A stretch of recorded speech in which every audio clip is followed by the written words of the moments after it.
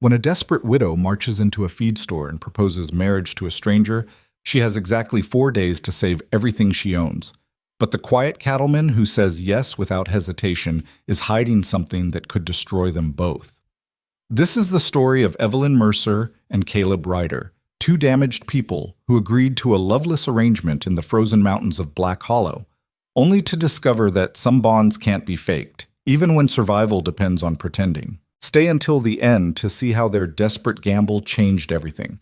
Hit that like button and drop a comment with your city so I can see how far this story travels. The bell above the feed store door didn't so much ring as shriek when Evelyn Mercer shoved it open against the January wind. Snow followed her inside, swirling across the worn floorboards in angry white eddies that made the two men standing by the grain sacks look up with identical expressions of surprise. She didn't care about the snow, didn't care about the mud caking the hem of her riding skirt, or the fact that her hair had come loose from its pins somewhere between the ranch and town. What she cared about was finding Caleb Ryder before her courage failed completely. He stood near the back wall, one hand resting on a 50-pound sack of oats, his weathered coat dusted with the kind of dirt that came from actual work, rather than the performative ranch managing that most of the wealthy landowners in Black Hollow preferred. His dark eyes found hers across the cluttered space, and something in his expression shifted. Not quite concern, but close enough that it made her throat tighten. "I need to speak with you," Evelyn said. Her voice came out rougher than she intended. "Privately." The other man, Frank Morrison, who owned the lumber mill and enjoyed gossip more than his own wife, perked up immediately. "Now, Evelyn, if this is about those fence posts your daddy ordered before he passed, I can—" "It's not." She didn't look at him. Couldn't afford to break eye contact with Caleb, because if she did, she might lose her nerve entirely. "Mr. Ryder, please." Caleb's jaw tightened almost imperceptibly. Then he straightened, dusted his hands on his pants, and walked toward her with the unhurried gait of a man who'd learned long ago that rushing rarely solved anything. "Outside?" he asked quietly. "No." The word came out sharper than she meant. "Here is fine." Frank Morrison made a noise that might have been a cough or a laugh. Evelyn ignored him. She'd lived in Black Hollow her entire life, survived her mother's death when she was 12, nursed her father through the pneumonia that eventually killed him 3 months ago, and spent the last 90 days fighting off land grabbers, corrupt county officials, and men who thought a woman had no business running 200 acres alone. She was done caring what people thought. "There's a law," she said, and hated how her voice wavered. Territorial statute from 1867. "Women can inherit land, but if it's more than 100 acres and she's unmarried, the county can force a sale within 6 months of the previous owner's death." Caleb's expression didn't change, but something flickered in his eyes. Understanding, maybe. Or pity. She couldn't tell which, and it made her want to scream. "My father died November 2nd, she continued. "That gives me until May to either marry or lose half the ranch to county auction. Wade Holloway's already filed papers claiming first right of purchase." At the mention of Holloway's name, Caleb's mouth formed a thin line. Everyone in Black Hollow knew Wade Holloway. Wealthy, connected, and ruthless in ways that made even the hardest ranchers nervous. He owned the largest spread in the territory, and he'd been trying to buy out the Mercer land since before Evelyn's father got sick. "I won't let him have it," Evelyn said. The words came out quieter now, but no less fierce. "I can't." Frank Morrison had given up any pretense of minding his own business. He stood near the grain sacks with his mouth slightly open, watching them like they were a stage play put on for his personal entertainment. Caleb glanced at him, then back at Evelyn. "What are you asking?" She'd practiced this part, rehearsed it a dozen times while riding into town, playing out different versions of the conversation in her head. But now, standing in the dusty warmth of the feed store with her heart hammering against her ribs, all those careful words vanished. "Marry me," she said. The silence that followed felt thick enough to choke on. Frank Morrison actually gasped. Caleb stared at her, his face unreadable. "It wouldn't be real," Evelyn continued quickly, desperately. "Just a legal arrangement. We'd file the papers, add your name to the deed, and once the 6 months are up, we could dissolve it, annul it, whatever needs to happen." "You're serious?" It wasn't a question. Caleb's voice remained steady, almost carefully neutral. "I wouldn't be here if I wasn't." "You don't even know me." I know enough. And she did, in the way that small towns forced you to know everyone whether you wanted to or not. Caleb Ryder had arrived in Black Hollow 4 years ago with nothing but a horse, a bedroll, and enough money to lease a small cabin on the far edge of town. He ran cattle on rented grazing land, kept to himself, and had a reputation for being quiet to the point of unsociable. He also had a reputation for honesty, which in a town like Black Hollow was rarer than gold. "You know I'm not looking for a wife," Caleb said, "and I'm not looking for a husband. That's the point." Frank Morrison finally found his voice. "Evelyn Mercer, you can't just... This is highly irregular. What would your father say?" "My father is dead." She said it flatly, without emotion, because if she let herself feel anything right now, she'd fall apart. "And his opinions don't matter anymore. But there are proper ways to... There's no time for proper." Evelyn turned back to Caleb, and for the first time since entering the feed store, she let him see past the brittle armor she'd been wearing for months. "I'm asking because I'm out of options. Holloway's got half the county officials in his pocket. If I try to fight this alone, I'll lose. The law is clear. I need a husband or I need to sell." "Why me?" Caleb asked quietly. It was the question she'd been dreading because the honest answer made her feel uncomfortably vulnerable. "Because you're the only man in this town who's never looked at my land like it's something to take," she said. "And because I think you might actually keep your word if you gave it." Something shifted in Caleb's expression then. A crack in that carefully maintained neutrality. He studied her for a long moment, and Evelyn forced herself to hold his gaze, even though every instinct screamed to look away. "When?" he finally asked. Her heart lurched. "When what?" "When would you want to do this?" You're actually considering it." I asked when. Evelyn's mind raced. "The county clerk's office is open until Friday. We'd need to file the marriage certificate before they close for the week and then record the deed transfer on Monday." 4 days. "Yes." Caleb was quiet for another moment. Then he did something that caught her completely off guard.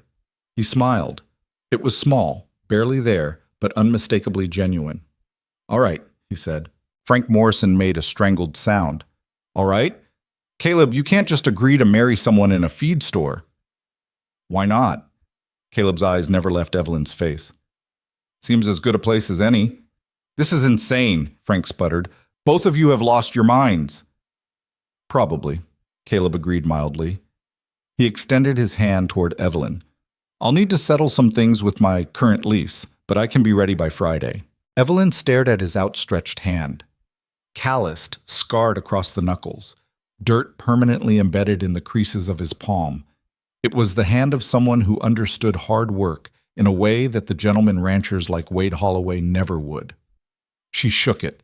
His grip was firm, steady, and somehow that simple contact steadied something inside her that had been shaking for months. "Friday, then," she said. "Friday." They stood there for a heartbeat longer, hands clasped, while Frank Morrison looked like he might faint from the scandal of it all. Then Caleb released her hand and stepped back. "I'll come by the ranch tomorrow. We should probably discuss the details before we do this." "Tomorrow?" "Yes." Evelyn's voice sounded distant to her own ears, like she was listening to someone else speak. "Afternoon would be best. I have cattle to move in the morning." "Afternoon, then." She nodded, suddenly desperate to escape before the reality of what she'd just done could fully sink in. Without another word to either man, Evelyn turned and walked back out into the January cold. The wind hit her like a physical blow, but she barely felt it. Her hands were shaking, not from cold, but from the adrenaline of having actually done it. She'd proposed to a man she barely knew in the middle of a feed store with the town's biggest gossip as a witness. By nightfall, everyone in Black Hollow would know. By morning, the speculation would be unbearable. She didn't care. Let them talk. Let them whisper and judge and make up whatever stories they wanted. None of it mattered as long as she saved the ranch. Evelyn untied her horse from the hitching post and swung into the saddle with practiced ease. As she turned the mare toward home, she caught a glimpse of Caleb through the feed store window. He was standing exactly where she'd left him, watching her ride away with an expression she couldn't quite read. Something between concern and calculation, maybe. Or regret. Mbeke. The ranch looked different when Evelyn rode back through the main gate. Smaller, somehow, though nothing about it had physically changed since she'd left that morning. The house still sat solid and weathered at the end of the long drive, smoke curling from the chimney where she'd banked the fire before leaving. The barn still leaned slightly to the left, a problem her father had meant to fix before he got sick. The cattle still dotted the winter pasture beyond the fence line, dark shapes against the snow. But knowing that in 4 days all of this would legally belong to her and Caleb Ryder changed something fundamental about how it felt. She took care of her horse first, unsaddling and brushing her down with methodical attention that helped quiet the chaos in her mind. The barn was cold but familiar, smelling of hay and leather, and the particular mustiness that all barns seem to develop over time. Her father had built this structure with his own hands 30 years ago, before Evelyn was born. He'd repaired it, expanded it, and maintained it through decades of hard winters and brutal summers. And now she was gambling it all on a marriage to a stranger. "You'd probably tell me I'm crazy," Evelyn said aloud. Her voice echoed slightly in the empty barn. "You'd say there has to be another way." But there wasn't. She'd spent 3 months searching for alternatives. She'd consulted with lawyers in the county seat, the ones who weren't already bought and paid for by Wade Holloway anyway. She'd researched every possible loophole in the territorial statutes. She'd even considered selling part of the land voluntarily, just enough to get under the 100-acre threshold. Nothing worked. The law was clear, and Holloway had made sure every potential exit was blocked. Marriage was the only option left. Evelyn finished with the horse and headed toward the house. The kitchen was still warm from the morning fire, and she added wood without really thinking about it. Muscle memory from years of living alone, of taking care of everything herself because there was no one else to do it. Except now there would be. In 4 days, Caleb Ryder would live here, sleep here, eat meals at her father's old table, move through these rooms like he had some right to them. The thought made her feel vaguely nauseous. She'd told him it wouldn't be real, and she meant it. This was a business arrangement, nothing more. They'd share a house because the law required it, but that didn't mean she had to share anything else. He could have the spare bedroom, the one that still smelled faintly of the lavender her mother used to keep in sachets. They could live like roommates sharing space, polite but separate. She could survive that. She'd survived worse. Evelyn made coffee more out of habit than desire and sat at the kitchen table with the mug warming her hands. Through the window, she could see the sun starting its descent toward the western ridge. In a few hours, darkness would settle over the valley like a blanket, and she'd be alone with nothing but her thoughts and the howling wind for company. She was used to it, had been alone since her father died.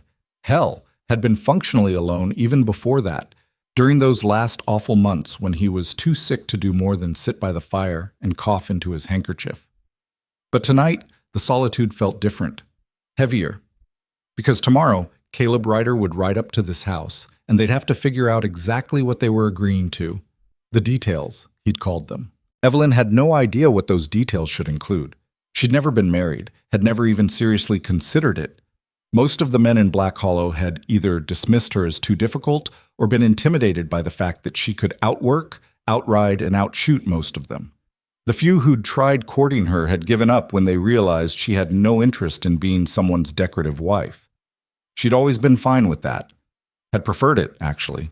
But now she was about to marry Caleb Ryder in 4 days, and she couldn't even say for certain what color his eyes were. Brown, maybe? Or hazel? The realization made her laugh, a short, bitter sound that echoed wrong in the empty kitchen. She was marrying a man whose eye color she didn't know. Big sick. Caleb showed up the next afternoon exactly when he said he would. Evelyn heard the horse before she saw him, the steady rhythm of hoofbeats carrying across the frozen ground. She'd been in the barn checking on a pregnant heifer, and she emerged into the weak January sunlight with hay stuck to her sleeves and her hands still dirty from working. Not exactly how she'd imagined greeting her future husband, but then again, nothing about this situation matched any scenario she'd ever imagined. He rode a solid bay gelding, well cared for, but clearly a working animal rather than something kept for show. When he dismounted, the horse stood ground-tied without fuss, the mark of good training and patient handling. "Afternoon," Caleb said. His breath misted in the cold air. "Afternoon." Evelyn wiped her hands on her pants, realized it didn't help much, and gave up. "The heifer's looking good. Should drop her calf within the week. It was possibly the strangest greeting she'd ever given someone, but Caleb just nodded like discussing livestock with your future wife was perfectly normal. Mind if I put my horse up? Barn's open. He led the gelding inside, and Evelyn followed, suddenly hyper-aware of how the space must look to someone else. The tack room was organized but crowded, tools hanging from every available hook. The stalls were clean but showed their age, the wood worn smooth from decades of use. Her father's old saddle still hung in its usual spot, and seeing it made her chest tight. Caleb didn't comment on any of it. He just unsaddled his horse with efficient movements, brushed him down, and settled him in an empty stall with hay and water. "Nice setup," he said when he finished. "It works." They stood there for a moment in the dusty quiet, and Evelyn became acutely aware that she had no idea how to proceed. Should she invite him into the house? Offer coffee? Discuss their impending marriage in the barn like they were negotiating a cattle sale? Caleb solved the problem by speaking first. "We should probably talk through what this is going to look like." "Right, yes." Evelyn gestured toward the barn door. "House would be warmer." She led him across the yard and into the kitchen, intensely conscious of how small the space felt with someone else in it. Caleb was tall, not unusually so, but enough that he had to duck slightly under the door frame. He moved carefully, like someone used to being in places where he didn't quite belong. "Coffee?" Evelyn asked. "Sure." She busied herself with the pot, grateful for something to do with her hands. When she finally set 2 mugs on the table and sat down across from him, the silence felt thick enough to chew. "So," Caleb said eventually. 4 days. 4 days? Evelyn agreed. "We should probably establish some ground rule." The practical tone in his voice helped. This was business, just business. "What did you have in mind?" Caleb wrapped his hands around the mug, and Evelyn noticed the scars on his knuckles again. "First thing, sleeping arrangements. I assume you'll want me to take the spare room?" "Yes." He nodded like that was exactly what he'd expected. "Second, the ranch work. I'm not looking to take over what you've built here. You keep running things however you've been running them. I'll help where you need help, but this is your land." Something in Evelyn's chest loosened slightly. "All right. Third, money. I've got some savings, enough to cover my own expenses. I won't be a financial burden." "The ranch turns a profit," Evelyn said. It came out more defensive than she meant. "I can support both of us." "I'm not questioning that." Caleb's voice stayed level. "I'm just saying I pay my own way." They looked at each other across the table, and Evelyn tried to figure out what she was seeing in his expression. Not eagerness, definitely not that. Not reluctance either, exactly. Something closer to resignation, maybe, like he'd made a decision and was committed to following through regardless of how he felt about it. "Why did you say yes?" The question was out before Evelyn could stop it. Caleb's eyebrows rose slightly. "You asked." "That's not a reason." "Isn't it? Most men would have said no. Hell, most men would have laughed me out of the feed store." He was quiet for a moment, his fingers tracing the rim of the coffee mug. "You said you picked me because I don't look at your land with greed." "Yes." "Well, I said yes because you asked like someone who'd already exhausted every other option, and because—" He paused, seeming to choose his words carefully.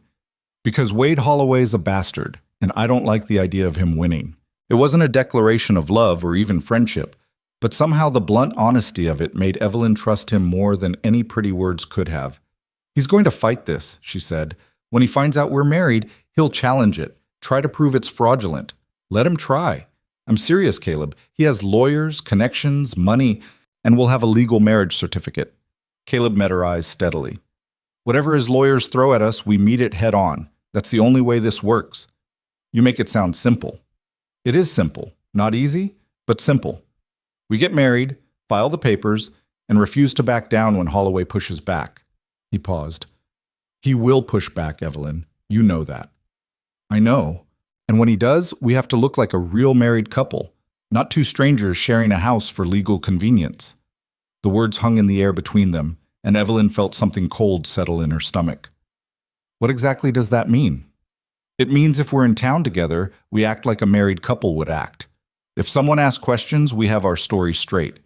If Holloway's lawyers start digging, they can't find anything that doesn't fit. You want us to lie. I want us to survive the scrutiny. Caleb's voice was firm, but not unkind. There's a difference. Evelyn knew he was right, but the thought of play-acting affection with a stranger made her skin crawl. I'm not good at pretending. Neither am I. Something that might have been amusement flickered across his face. We'll figure it out. They fell silent again. Outside, the wind had picked up, rattling the windows in their frames. Evelyn could hear the cattle lowing in the distance, a familiar sound that usually comforted her. Today it just reminded her how much she stood to lose. Friday, she said finally. County clerk's office. 10 in the morning? I'll be there. You should probably bring whatever belongings you want to move here. After we file the papers, it would look strange if you weren't living on the property. Caleb nodded. I don't have much. One trunk, some tools, my tack. The spare room has a bed and a dresser, not much else. That's more than I've had in most places. Another silence. Evelyn searched for something else to say, some other detail they needed to nail down, but her mind felt blank. This was insane. She was planning a marriage like it was a business merger, discussing sleeping arrangements and financial responsibilities with a man she'd spoken to maybe 3 times in 4 years. But insane or not, it was happening. I should go, Caleb said, pushing back from the table. Got cattle to check before dark. Right, of course. They walked back to the barn together, and Evelyn watched as he saddled his horse with the same efficient movements he'd used to unsaddle. Everything about the way Caleb moved suggested competence. Not flashy skill, but the kind of quiet capability that came from years of doing something until it became second nature. He swung into the saddle and looked down at her. Friday, then. Friday. Evelyn? He hesitated like he was deciding whether to say something. This is going to work, one way or another. She wanted to ask how he could possibly know that, what made him so certain, but the words stuck in her throat, and instead she just nodded. Caleb touched his hat in what might have been a goodbye, or might have been something more formal, then turned his horse and rode back down the drive. Evelyn stood in the cold and watched until he disappeared beyond the tree line. Then she went back inside and started making a list of everything that needed to happen in the next 4 days.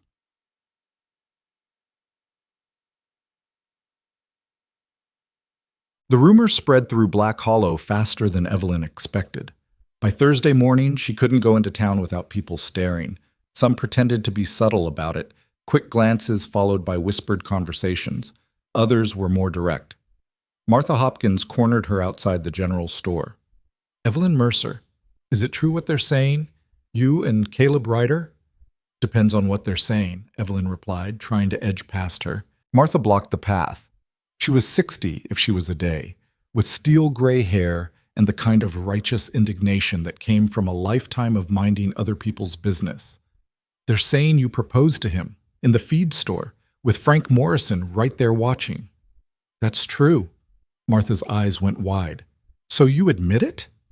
Why would I deny it? Because it's, Martha floundered, searching for the right word. It's unseemly. A woman proposing, and to someone you barely know.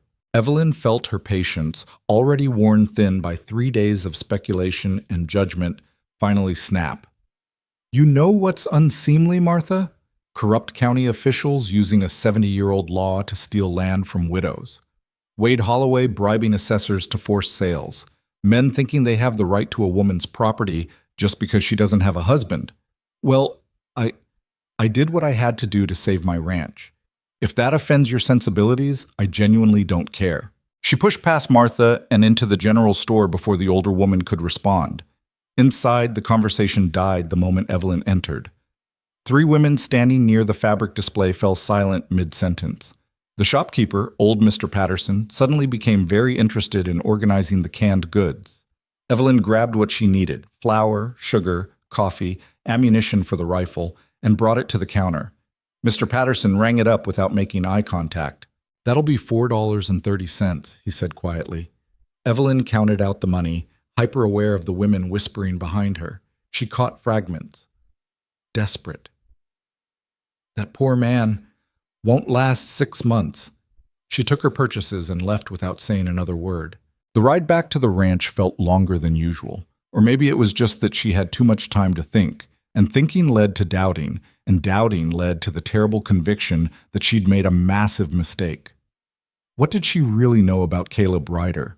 That he was quiet, kept to himself, and had a reputation for honesty. That was it. She didn't know where he came from, why he'd settled in Black Hollow, what he wanted from life beyond running cattle on leased land. And tomorrow she was going to marry him.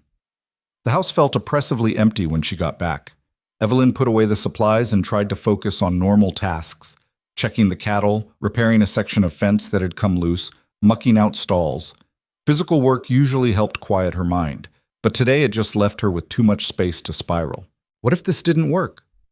What if Holloway's lawyers found some loophole, some way to prove the marriage was fraudulent? What if Caleb changed his mind at the last second and didn't show up tomorrow? What if he did show up and they got married and she'd tied herself legally to a stranger who turned out to be... Evelyn forced herself to stop.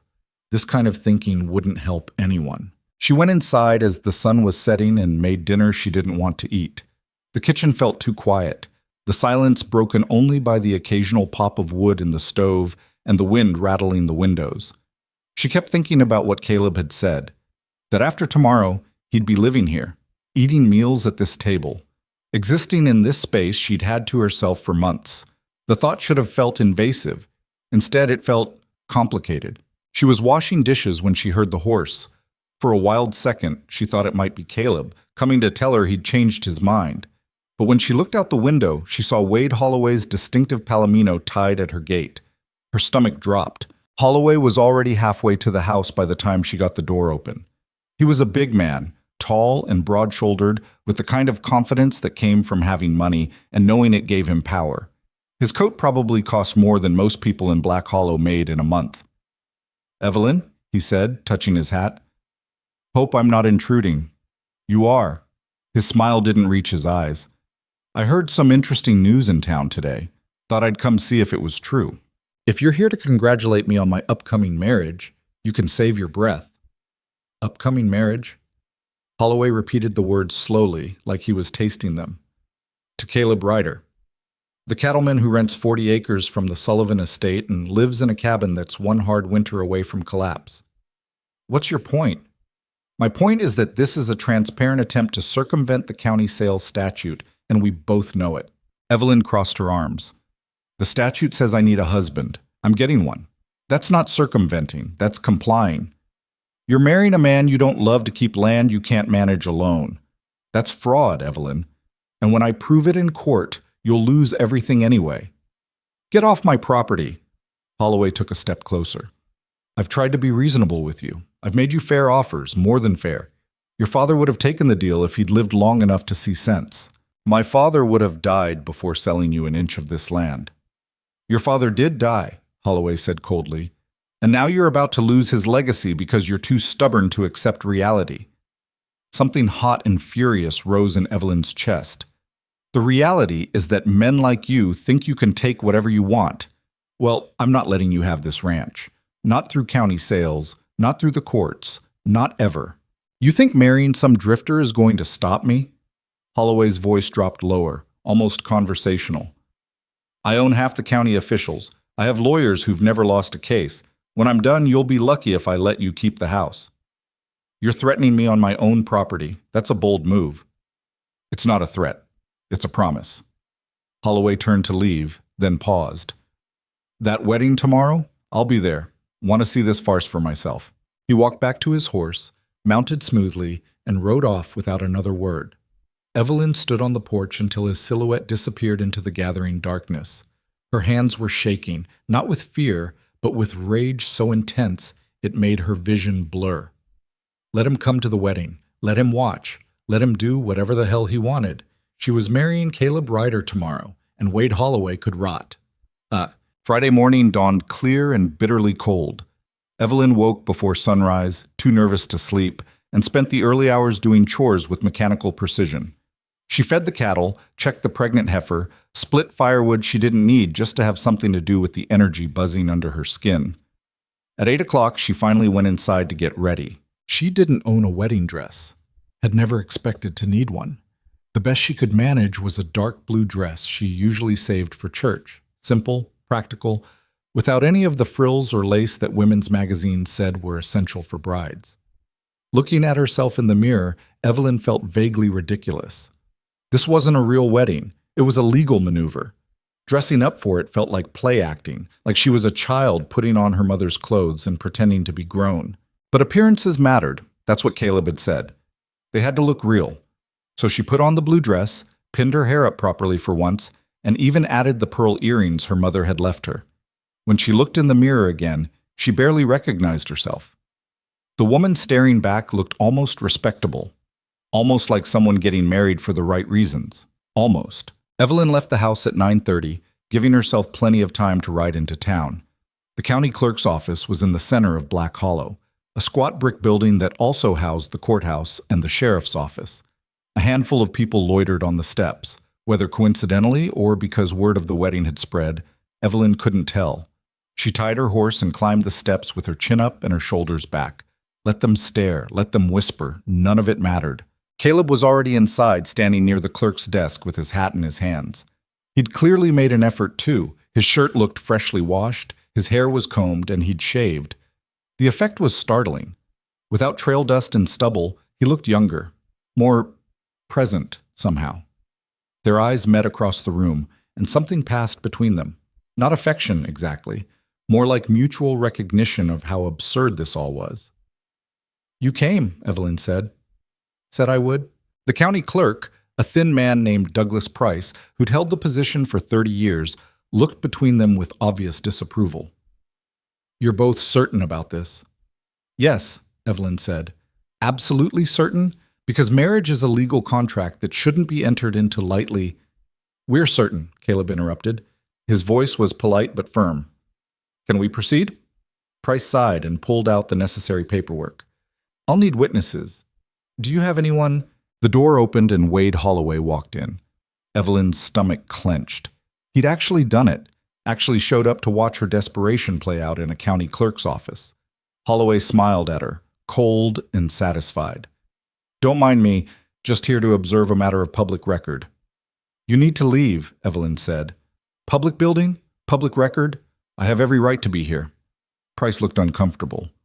"Mr. Holloway, if you're going to stay, I'll have to ask you to remain quiet." "Miki si ichashit." Silent as the grave, Holloway promised, and settled himself in a chair against the wall like he was watching a particularly entertaining stage show. Caleb's jaw tightened, but he didn't say anything.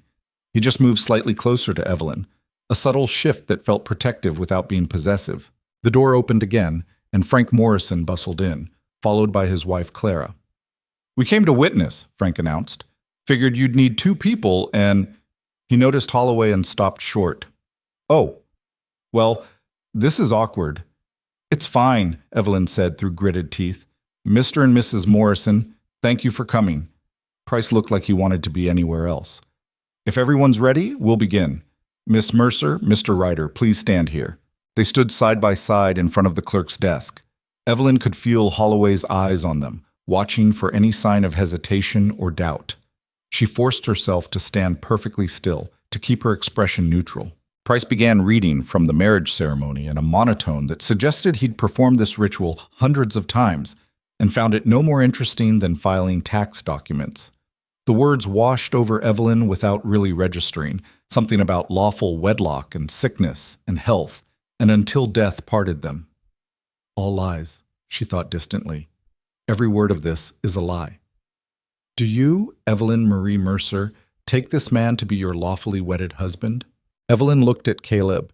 He was watching her with those steady brown eyes. Definitely brown, she could see now in the office light, and his expression gave away nothing. "I do," she said. "And do you, Caleb James Ryder, take this woman to be your lawfully wedded wife?" Caleb didn't hesitate. "I do." "Then by the power vested in me by the territory, I pronounce you husband and wife."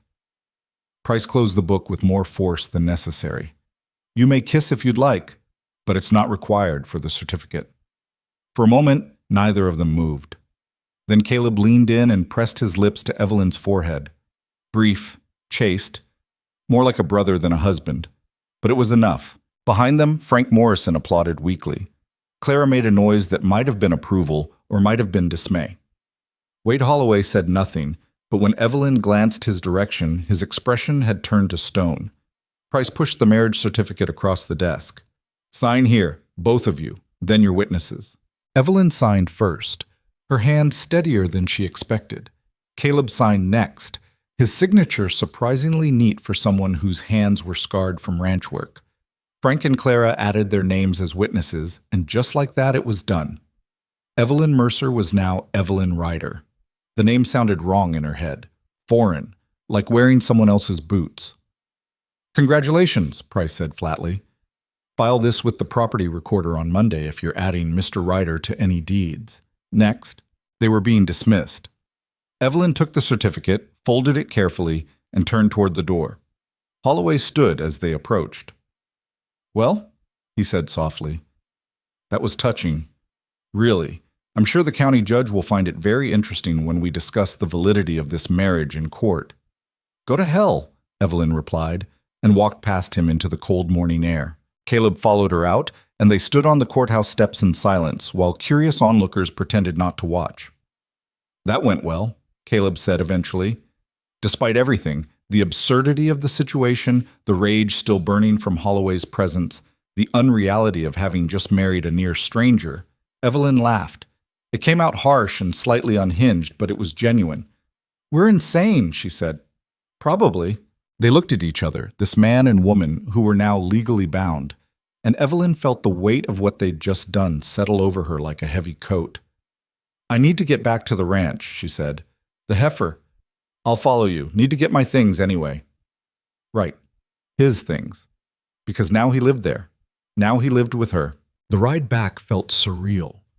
Evelyn kept glancing over her shoulder to confirm Caleb was actually there, actually following her home like this was normal, like they hadn't just upended both their lives in a county clerk's office while Wade Holloway watched with predatory interest. When they reached the ranch, Caleb helped her with the afternoon chores without being asked.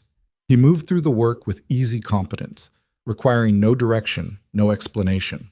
When he handled the pregnant heifer, he did it with the kind of gentle confidence that came from real experience, not book learning. By the time they finished, the sun was setting and Evelyn's exhaustion had caught up with her. I'll show you the spare room, she said. She led him upstairs, hyper-aware of their footsteps echoing in the quiet house. The spare room was at the end of the hall, small but serviceable. She'd put clean sheets on the bed yesterday and cleared out the dresser.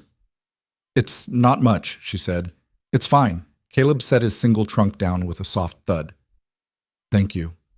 They stood there awkwardly, husband and wife who barely knew each other until Evelyn couldn't take the silence anymore. I'm going to make dinner, she said. You hungry? Starving. They went back downstairs together, and Evelyn tried not to think about how strange it felt to have another person in the kitchen while she cooked. Caleb didn't hover or offer unwanted help. He just sat at the table and stayed quiet, which was somehow worse than conversation would have been. When the food was ready, they ate in near silence. Every scrape of fork on plate seemed too loud. Every swallow of coffee echoed. Finally, Caleb spoke. We did the right thing. Evelyn looked up. Did we? You saved your ranch. That's what you needed to do. I traded my freedom for it. So did I. He said it matter-of-factly, without self-pity. But we both went into this with our eyes open. No one forced either of us. That was true. Whatever else this marriage was, it was voluntary.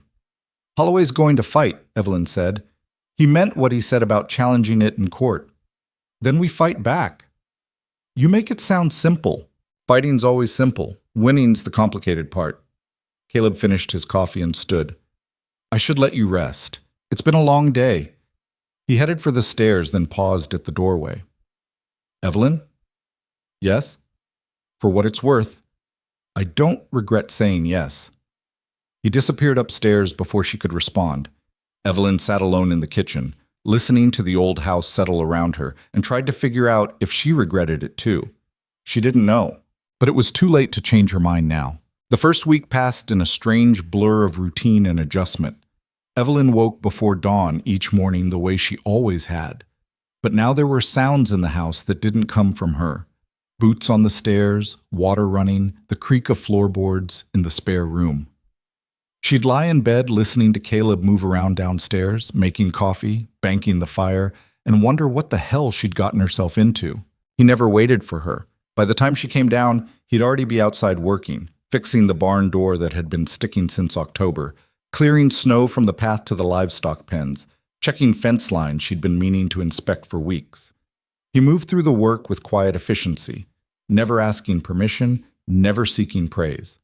Just doing what needed doing. It should have annoyed her. This was her ranch, her responsibility. But instead she felt something uncomfortably close to relief. They spoke mostly about practical things. The pregnant heifer dropped her calf on Tuesday, a healthy bull that Caleb helped deliver at 2 a.m. when complications arose. They'd worked together in the freezing barn, Evelyn's hands slick with blood and birth fluids while Caleb held the heifer steady and murmured low reassurances that seemed to calm the frantic animal more than any of Evelyn's cursing did. When it was over and the calf was nursing, they'd stood side by side watching, both too tired to move. "First birth I've seen go sideways like that in a while," Caleb had said. "She's young. First calf. They panic." "You handled it well." Evelyn had looked at him then, this stranger she'd married, and felt the beginnings of something she couldn't quite name. Not trust exactly, but maybe the foundation of it. "Couldn't have managed without you holding her," she'd admitted. He just nodded like it was obvious he'd be there. They'd walked back to the house as the sky started lightening in the east, and Evelyn had made breakfast while Caleb cleaned up. They ate in tired silence, then both went to bed, to separate rooms, and slept until noon. It was the most domestic thing Evelyn had experienced in years, and it terrified her. On Monday, they rode into town together to file the deed transfer. Evelyn had expected more whispers, more judgment, but what she got instead was something worse, acceptance tinged with pity.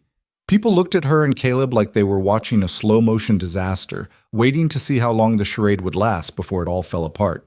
Martha Hopkins actually offered congratulations, her voice dripping with condescension.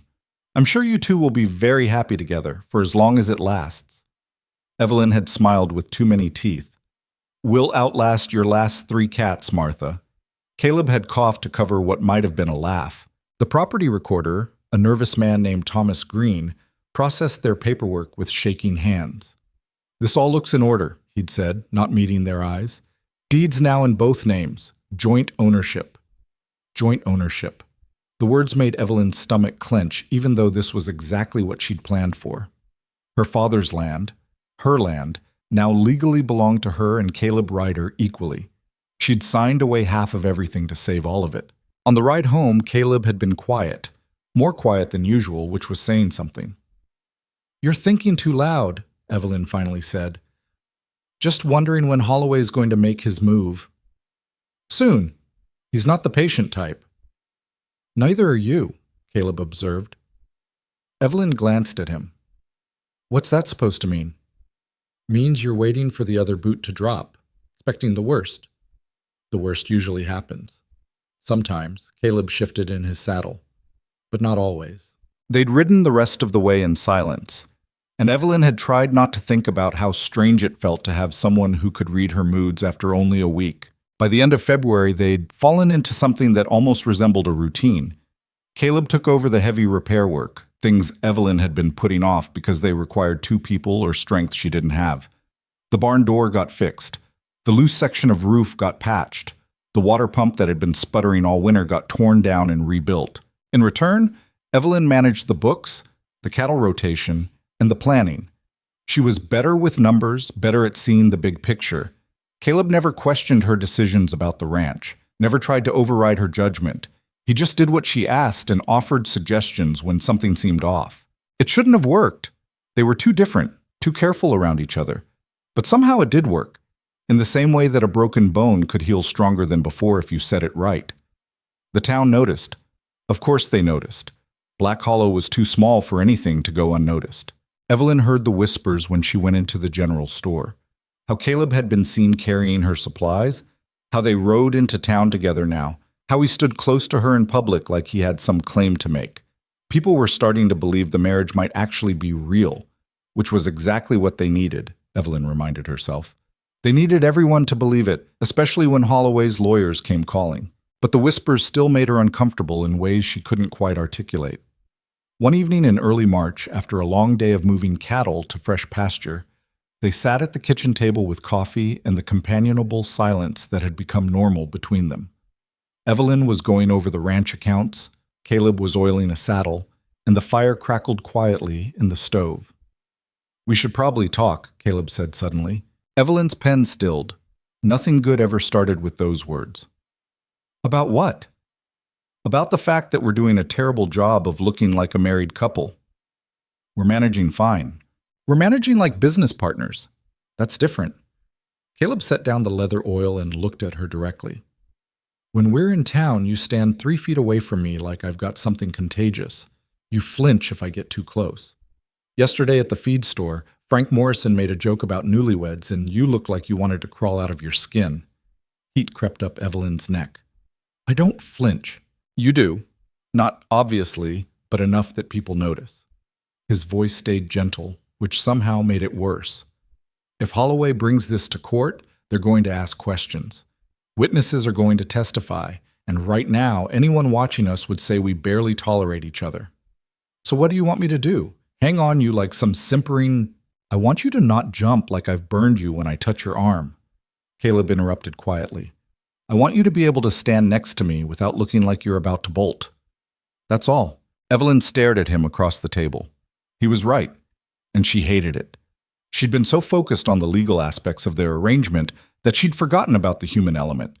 People didn't just look at paperwork, they looked at behavior, body language, the 1,000 tiny signals that separated real couples from fake ones.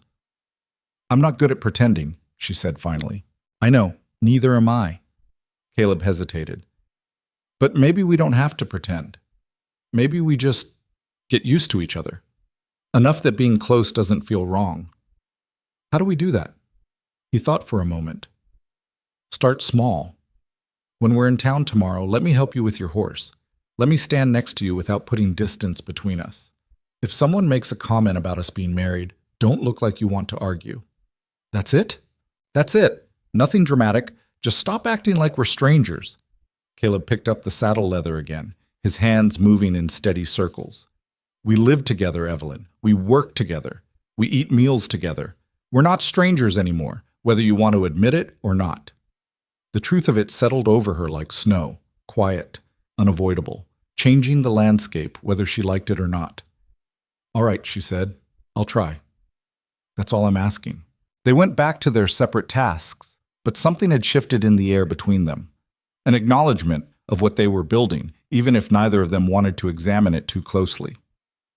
The next day, Evelyn made a conscious effort to relax when Caleb stood beside her at the blacksmith shop.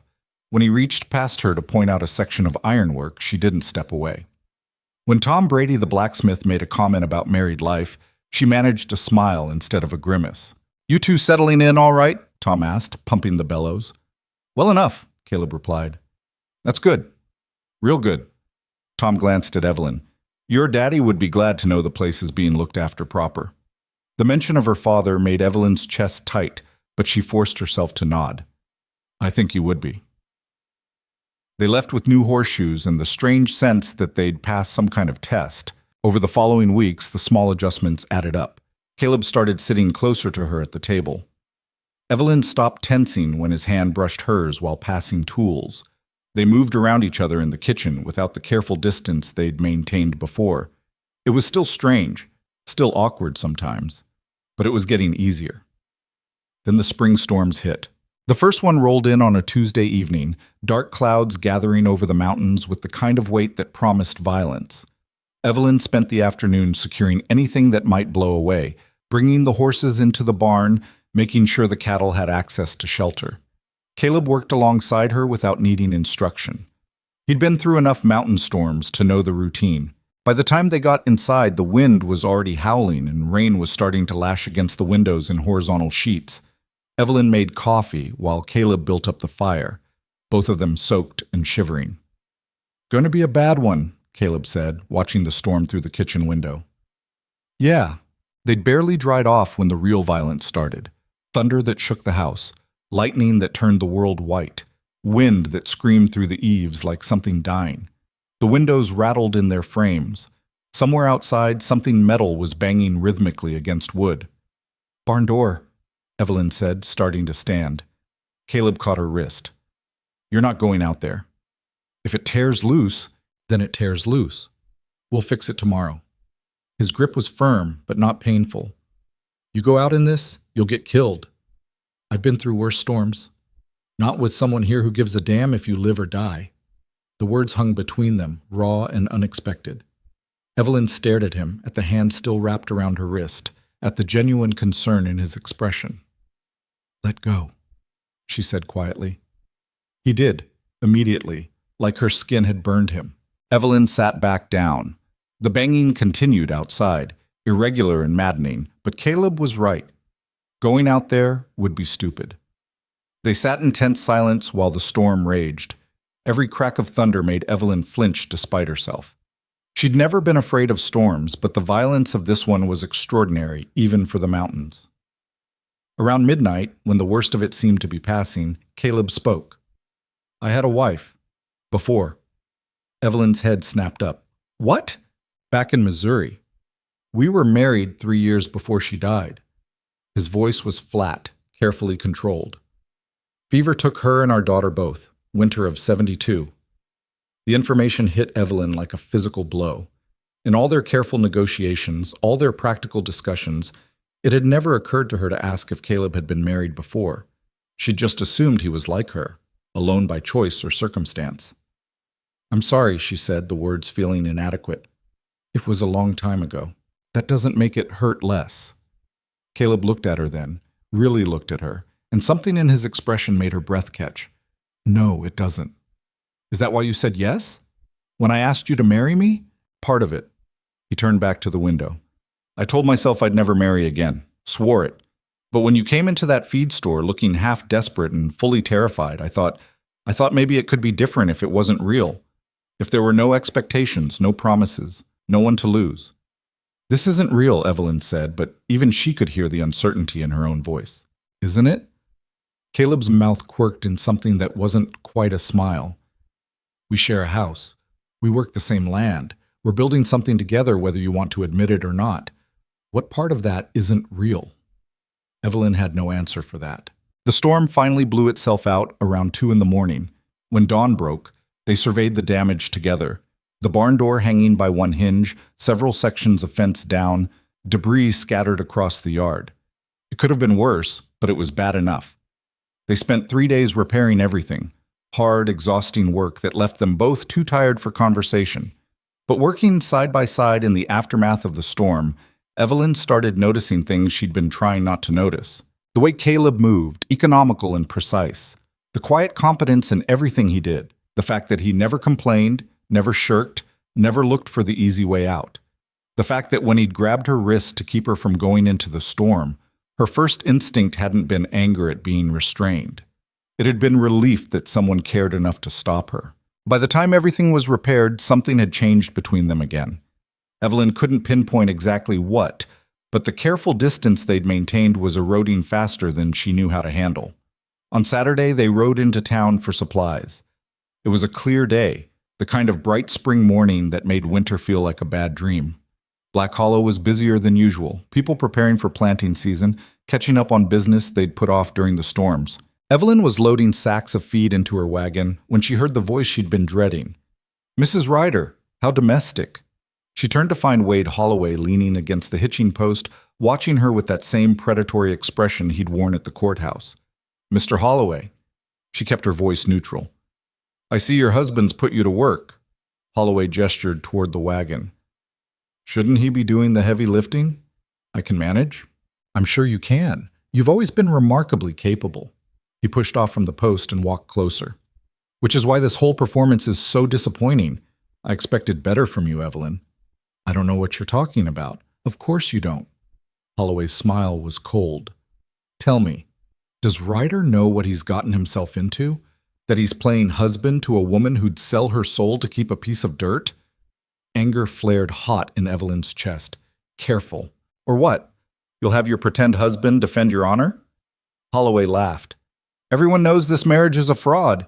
You're just counting down the days until you can divorce and divide the property." You don't know anything about my marriage. I know you're desperate.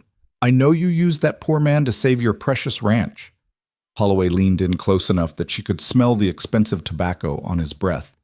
And I know that when my lawyers are done, you'll wish you'd taken my original offer. Before Evelyn could respond, Caleb appeared beside her. She hadn't heard him approach, but suddenly he was there, close enough that his shoulder brushed hers. Problem? His voice was quiet, but something in it made Holloway take a step back. Just having a friendly conversation with your wife. Didn't look friendly.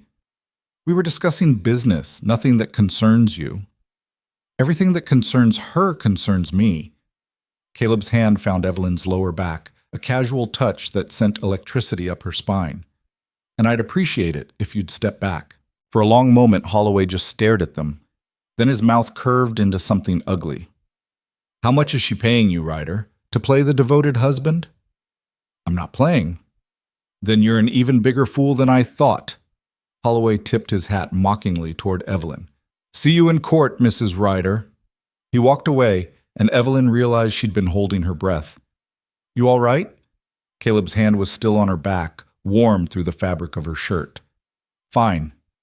You're shaking. She was. Damn it, she was. He makes me so angry I can't think straight. I noticed. Caleb's thumb moved in a small circle, probably unconsciously. What did he say before I got here? The usual. That our marriage is fake, that he's going to prove it in court, that I'm using you. Are you? Evelyn turned to look at him and found his expression impossible to read. What? Using me. Are you? We had an agreement. That's not what I asked. They stood there in the middle of town, people walking past and definitely noticing, while Evelyn tried to figure out how to answer a question she didn't fully understand herself. I don't know, she finally admitted. I don't know what this is anymore. Something flickered in Caleb's eyes. Yeah, me neither. He dropped his hand and helped her finish loading the wagon, and they rode home in silence that felt heavier than any words could have been. That night, Evelyn couldn't sleep. She lay in bed staring at the ceiling, listening to the house settle around her and trying to untangle the mess inside her head. 6 weeks ago, she'd proposed a business arrangement to a near stranger. A legal fiction to save her ranch. That's all it was supposed to be. But somewhere between then and now, things had gotten complicated. She trusted Caleb. That was the first problem. Trusted him in ways she hadn't trusted anyone since her father died. He'd proven himself reliable, honest, and genuinely committed to making their arrangement work. And more than that, she liked having him here, liked not being alone in the house at night, liked the way he made coffee in the mornings and left it warming on the stove for her, liked the quiet competence he brought to everything he did, which was dangerous because liking led to depending, and depending led to vulnerability, and vulnerability led to the kind of pain she'd sworn she'd never let herself feel again. Around 2 a.m, she gave up on sleep and went downstairs for water. The kitchen was dark except for the dying embers in the stove, and she didn't bother lighting a lamp. Can't sleep either? Evelyn jumped, nearly dropping the cup. Caleb was sitting at the table in the darkness, just a shadow against the window. You scared me. Sorry. He didn't sound sorry. Storm? Evelyn listened. Sure enough, rain was starting to patter against the windows again. Nothing like the violence of the storm days ago, but steady and insistent. I didn't hear it start, she said. Just began. Caleb's face was barely visible in the dim light. What's keeping you up? Nothing. Everything. Evelyn filled her cup and leaned against the counter. What Holloway said today? About me using you. We both knew what this was when we started. Did we? The words came out more raw than she intended. Because I don't think I did. I thought I could treat this like a business deal, but people aren't cattle, Caleb finished quietly. They're messy and complicated, and they don't fit into neat arrangements no matter how much you want them to. Is that what happened with your first marriage? It was a bold question, maybe too bold, but the darkness made her brave. Caleb was quiet for so long she thought he wasn't going to answer. Then he said, My first marriage was real, all the messy, complicated parts included, and when it ended, it nearly broke me. I'm sorry. Stop saying that. You didn't cause it. He shifted in his chair. You asked me once why I said yes to your proposal. The real answer is that I thought a fake marriage would be safer. No real emotions involved. No one to mourn if it all went wrong. And now? Now I'm not sure what this is anymore either. They sat in the darkness, listening to the rain. Two people who'd entered into an arrangement and discovered it was turning into something neither of them had planned for. I'm scared, Evelyn admitted, of what happens if this becomes real. Why? Because real things end. Real things get taken away. And I've already lost everyone I ever... Her voice cracked, and she stopped. Not everyone leaves, Caleb said quietly. Some people stay. Until they don't. Evelyn. He stood and crossed to where she was standing. In the faint light from the window, she could just make out his expression. I gave you my word when we made this arrangement. That word stands whether this marriage is fake or real or something in between. I'm not leaving. You can't promise that. I just did. She wanted to argue, to point out all the ways life could tear people apart regardless of promises. But standing there in the dark kitchen with rain drumming on the roof and Caleb close enough to touch, the arguments felt distant and unimportant. I don't know how to do this, she whispered. Neither do I. Caleb reached out slowly, giving her time to pull away, and brushed a strand of hair from her face. But maybe we figure it out together. His hand lingered against her cheek, warm and calloused and steady. Evelyn's heart was hammering so hard she was sure he could hear it. Then she did something that surprised them both. She leaned into the touch instead of pulling away. Caleb's breath caught. For a long moment they just stood there, connected by that single point of contact while the rain fell and the old house creaked around them. I should go back to bed, Evelyn finally said, but she didn't move. Probably. Caleb? Yeah? Thank you. For staying. His thumb brushed across her cheekbone once, gentle and deliberate. Then he stepped back, breaking the contact. Always. Evelyn went back upstairs with her cup of water forgotten on the counter. She lay in bed listening to Caleb move around downstairs, then climbed the stairs to his own room. The house went quiet again except for the rain. But something fundamental had shifted between them, and they both knew it. The next morning they went back to work like nothing had happened. But Evelyn found herself watching Caleb more openly now. And when she caught him watching her back, neither of them looked away as quickly as they used to. 2 weeks later, the legal papers arrived. Evelyn was in the barn when Caleb came looking for her, an envelope in his hand and his expression grim. From Holloway's lawyers, he said, handing it over. Evelyn opened it with fingers that wanted to shake. The legal language was dense and deliberately intimidating, but the message was clear. Wade Holloway was filing a formal challenge to their marriage, claiming fraud and demanding an annulment. If successful, the deed transfer would be voided and the ranch would be subject to the county sales statute. There was a court date, 3 weeks away. Well, Evelyn said, staring at the papers, at least we knew it was coming.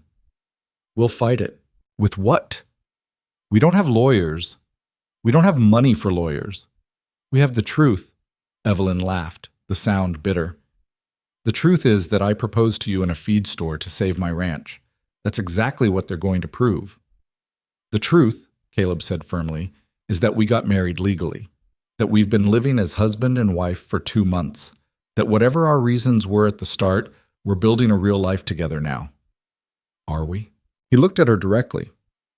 Aren't we? And that was the question, wasn't it? What were they building? What had this become in the weeks since that awkward courthouse ceremony?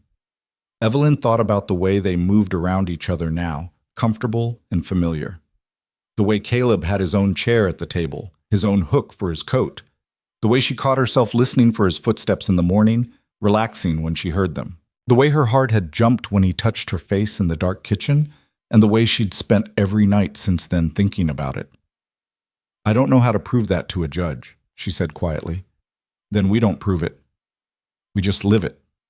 Caleb took the papers from her hand and set them aside. Whatever happens in 3 weeks, we keep going the way we have been, together, and we trust that the truth is enough. Evelyn wanted to believe him, wanted to believe that honesty and good intentions could stand against money and power and corrupt systems designed to crush people like her. But belief had never been her strong suit. Still, she nodded, because what else could she do? The 3 weeks before the hearing crawled by with excruciating slowness. Evelyn threw herself into ranch work with an intensity that bordered on reckless, pushing herself until exhaustion was the only thing that let her sleep at night. Caleb watched her burn herself out with quiet concern, but didn't try to stop her. He just worked beside her, matching her pace, picking up the pieces when she pushed too hard. On a Saturday morning 10 days before the court date, Evelyn was in the back pasture repairing fence when she heard horses approaching. Multiple horses. She straightened, wiping sweat from her forehead, and saw 3 riders coming up the access road. Her stomach dropped when she recognized the lead rider. Wade Holloway sat astride his palomino like he owned the world. Behind him rode 2 men Evelyn didn't recognize, city types in expensive coats, probably the lawyers he'd been threatening her with for months. Caleb appeared from the barn, tools still in his hands. He moved to stand beside Evelyn without a word, his presence solid and reassuring. "Mr. Holloway," Evelyn called out, keeping her voice level, "you're trespassing." Holloway reined in his horse 20 feet away. Up close, his smile looked even more predatory. "Just wanted to introduce you to my legal counsel before we all meet in court. Thought it might help if we establish some ground rules. The only rule is that you're not welcome on my property." "Your property?" Holloway repeated the words like they were a joke. "That's the question we're going to settle, isn't it? Whether this land is really yours or whether you committed fraud to keep it." One of the lawyers, a thin man with spectacles and the pinched expression of someone who'd never done a day's physical labor, cleared his throat. "Mrs. Ryder, my name is Howard Blackwell. I represent Mr. Holloway in this matter. I'd like to offer you an opportunity to avoid litigation entirely." "Not interested," Evelyn said flatly. "You haven't heard the offer yet." "Don't need to. The answer's no." Blackwell's mouth thinned. "Mr. Holloway is prepared to purchase the entire Mercer property for $15,000. That's well above market value, Mrs. Ryder. It's more than generous considering your circumstances." "My circumstances are that I'm married and this land isn't for sale." "Your marriage is exactly what we're questioning," the second lawyer interjected. He was younger than Blackwell, with slicked back hair and a superiority complex Evelyn could smell from yards away. "We have witnesses prepared to testify that you and Mr. Ryder barely knew each other before your sudden courthouse wedding, that you've been living as strangers sharing a house rather than husband and wife." Caleb's hand found Evelyn's, his fingers lacing through hers with deliberate casualness. "Witnesses can say whatever they want. Doesn't make it true." "We'll see what the judge thinks," the younger lawyer said smugly. "Annulment cases require proof of a genuine marriage. Can you provide that proof, Mr. Ryder?" "Can you prove it's not genuine?" Caleb countered. Holloway laughed. "This is entertaining, but ultimately pointless. Evelyn, you're going to lose. My lawyers have already documented inconsistencies in your story. We have testimony from multiple townspeople about your desperate proposal, your separate sleeping arrangements, the way you two barely tolerate each other in public." "Those people don't know anything about our marriage," Evelyn said. "Then enlighten us." Holloway leaned forward in his saddle. "Tell me one thing, one genuine thing, about your relationship with Caleb Ryder that proves this isn't exactly what it looks like. A desperate woman using a desperate situation to manipulate the law." Evelyn opened her mouth, but the words stuck in her throat. What could she say? That Caleb made coffee for her every morning? That he delivered a calf at 2 a.m. without complaint? That sometimes she caught him watching her with an expression she couldn't read, and it made her heart do things she didn't want to examine? None of that would mean anything to these men. Before she could formulate an answer, Caleb spoke. "I know that my wife puts too much sugar in her coffee when she thinks no one's looking. I know she talks to the cattle like they're people and gets embarrassed when she realizes someone can hear her. I know she's terrified of losing this ranch because it's the last piece of her father she has left, and she'd rather die than admit she needs help carrying that weight." Evelyn's head snapped toward him, but Caleb kept his eyes on Holloway. "I know she works herself half to death rather than show weakness," he continued. "I know she's got a scar on her left hand from when she was 12 and tried to prove she could rope a steer as well as any boy in the county. I know she reads the same 3 books over and over because they were her mother's favorites. And I know she still sleeps on the right side of the bed, even though there's no one taking up the left." The silence that followed felt thick enough to drown in. Holloway's smile had faded. "Pretty speech. Doesn't prove anything." "Proves I pay attention," Caleb said quietly. "Proves I know my wife." "We'll see what the court says about that." Holloway gathered his reins. Last chance, Evelyn. Take the offer. 15,000, and you walk away with your dignity intact. Get off my land. For a moment, Holloway just stared at her.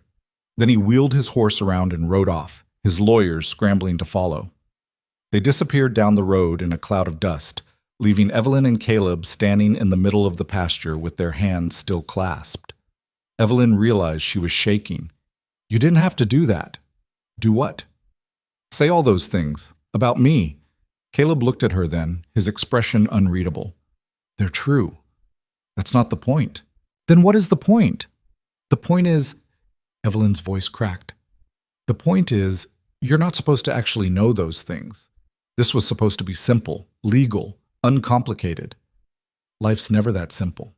Caleb released her hand and took a step back. And for what it's worth, I do sleep on the left side of the bed, in case you were wondering. He walked back toward the barn before she could respond, leaving Evelyn standing alone in the pasture, trying to figure out when everything had gotten so complicated. That night, neither of them mentioned the confrontation. They ate dinner in strained silence, the air between them thick with things neither wanted to say. When Caleb retreated upstairs earlier than usual, Evelyn sat at the kitchen table and put her head in her hands. She was falling for him. That was the terrible truth she'd been avoiding for weeks. Somewhere between the awkward courthouse ceremony and now, Caleb Ryder had stopped being a legal convenience and started being someone she cared about, someone she might even know. She couldn't finish that thought, couldn't let herself go there. But the damage was already done, and they both knew it. The next morning, Evelyn woke to the smell of coffee and something else. Bacon, maybe? She came downstairs to find Caleb at the stove, cooking breakfast. He never cooked breakfast. They usually just grabbed whatever was quick and got straight to work. What's this? She asked. Food. He didn't turn around. Thought we could both use a decent meal. Evelyn sat at the table and watched him work. His movements were efficient but unpracticed, clearly someone who'd learned to cook out of necessity rather than enjoyment. When he set a plate in front of her, the eggs were slightly overdone, and the bacon was more crispy than it needed to be. It was the best breakfast she'd had in months. They ate in silence for a while before Caleb finally spoke. We need to talk about what happens if we lose. We're not going to lose. Evelyn. I said we're not going to lose. She set down her fork harder than necessary. I can't think about that possibility. We have to. If the annulment goes through, the deed transfer gets voided. The county will force the sale. We need to figure out what comes next. There is no next. This ranch is all I have. That's not true. Caleb's voice was gentle but firm. You have skills. You could work for another rancher, or, I don't want to work for someone else. I want to work my own land. Evelyn felt tears threatening and blinked them back furiously. This place is everything my parents built. It's everything I am. If I lose it, I lose myself. Caleb was quiet for a long moment. Then we make sure you don't lose it. How? Holloway has lawyers, witnesses, money. What do we have? Each other. He said it simply, like it was obvious. And the truth. The truth is that I married you to save this ranch. The truth, Caleb corrected, is that you married me to save this ranch and then something changed, for both of us. That's not fraud, Evelyn. That's just life. She wanted to argue, but the words wouldn't come. Because he was right. Something had changed. She'd felt it that night in the kitchen when he touched her face. She'd felt it every morning when she came downstairs to find coffee waiting. She'd felt it yesterday when he'd listed all those tiny details about her life like they mattered. Like she mattered. I'm scared, she admitted quietly. Of losing the ranch? Of all of it. The ranch? This... She gestured between them. Whatever this is. I'm scared of wanting things again because wanting leads to losing. Caleb reached across the table and took her hand. I can't promise you won't lose the ranch. I wish I could, but I can't. But I can promise you won't lose me. Whatever happens in that courthouse, whatever the judge decides, I'm not going anywhere. You can't know that. I do know it. His thumb traced circles on the back of her hand. I told you about my first marriage, about losing Sarah and Emma. What I didn't tell you is that I swore I'd never care about anyone again, never put myself in a position to hurt like that. And then you walked into that feed store looking fierce and terrified at the same time. And I said yes before you even finished asking because some part of me knew I was already gone. Caleb's voice was rough. I tried to keep it simple, tried to maintain distance, but you made that impossible. Evelyn's heart was hammering. Caleb, let me finish. He took a breath. I don't know what happens after the hearing, but I know that somewhere between fixing your barn door and delivering that calf and watching you work yourself to exhaustion because you're too stubborn to quit, I fell in love with you. And that's not going to change regardless of what some judge decides. The world tilted sideways. Evelyn stared at him, at this quiet man who'd agreed to a loveless arrangement and then went and ruined everything by making it real. You don't mean that, she whispered. I do. You can't. We barely know each other. I know you better than I've known anyone in years. Caleb stood, still holding her hand. And I know you feel something too. Maybe not love, not yet, but something. Evelyn wanted to deny it, wanted to pull away and rebuild the walls she'd let crumble, but she was so tired of pretending, and his hand was warm in hers, and the truth was easier than lying. I'm terrified of you, she said. I know. Not of you exactly, of what you represent, of caring about someone enough that losing them would destroy me. I'm not going anywhere, Caleb repeated. How many times do I have to say it before you believe me? I don't know if I can believe it. Everyone leaves eventually. Not everyone. He tugged her gently to her feet, closing the distance between them. Sometimes people stay. Sometimes they choose to stay, even when it's hard. They stood there in the kitchen with the morning light streaming through the windows and the breakfast getting cold on the table. Caleb raised his free hand and cupped her face the way he had that night in the dark, but this time there was nothing tentative about it. Tell me to stop, he said quietly. Evelyn's breath caught. She should tell him to stop, should step back and restore the careful distance they'd maintained, should protect herself from the inevitable pain of caring too much. Instead, she said, Don't. Caleb kissed her then, soft and careful, and nothing like the distant peck he'd given her at the courthouse. This was real. This was want and hope and terror, all tangled together. Evelyn's hands came up to grip his shirt, holding on like he might disappear if she let go. When they finally broke apart, both breathing hard, Caleb rested his forehead against hers. We're going to be okay, he murmured. Whatever happens, we're going to be okay. Evelyn wanted to believe him, wanted it so badly it hurt. What if we're not, she whispered.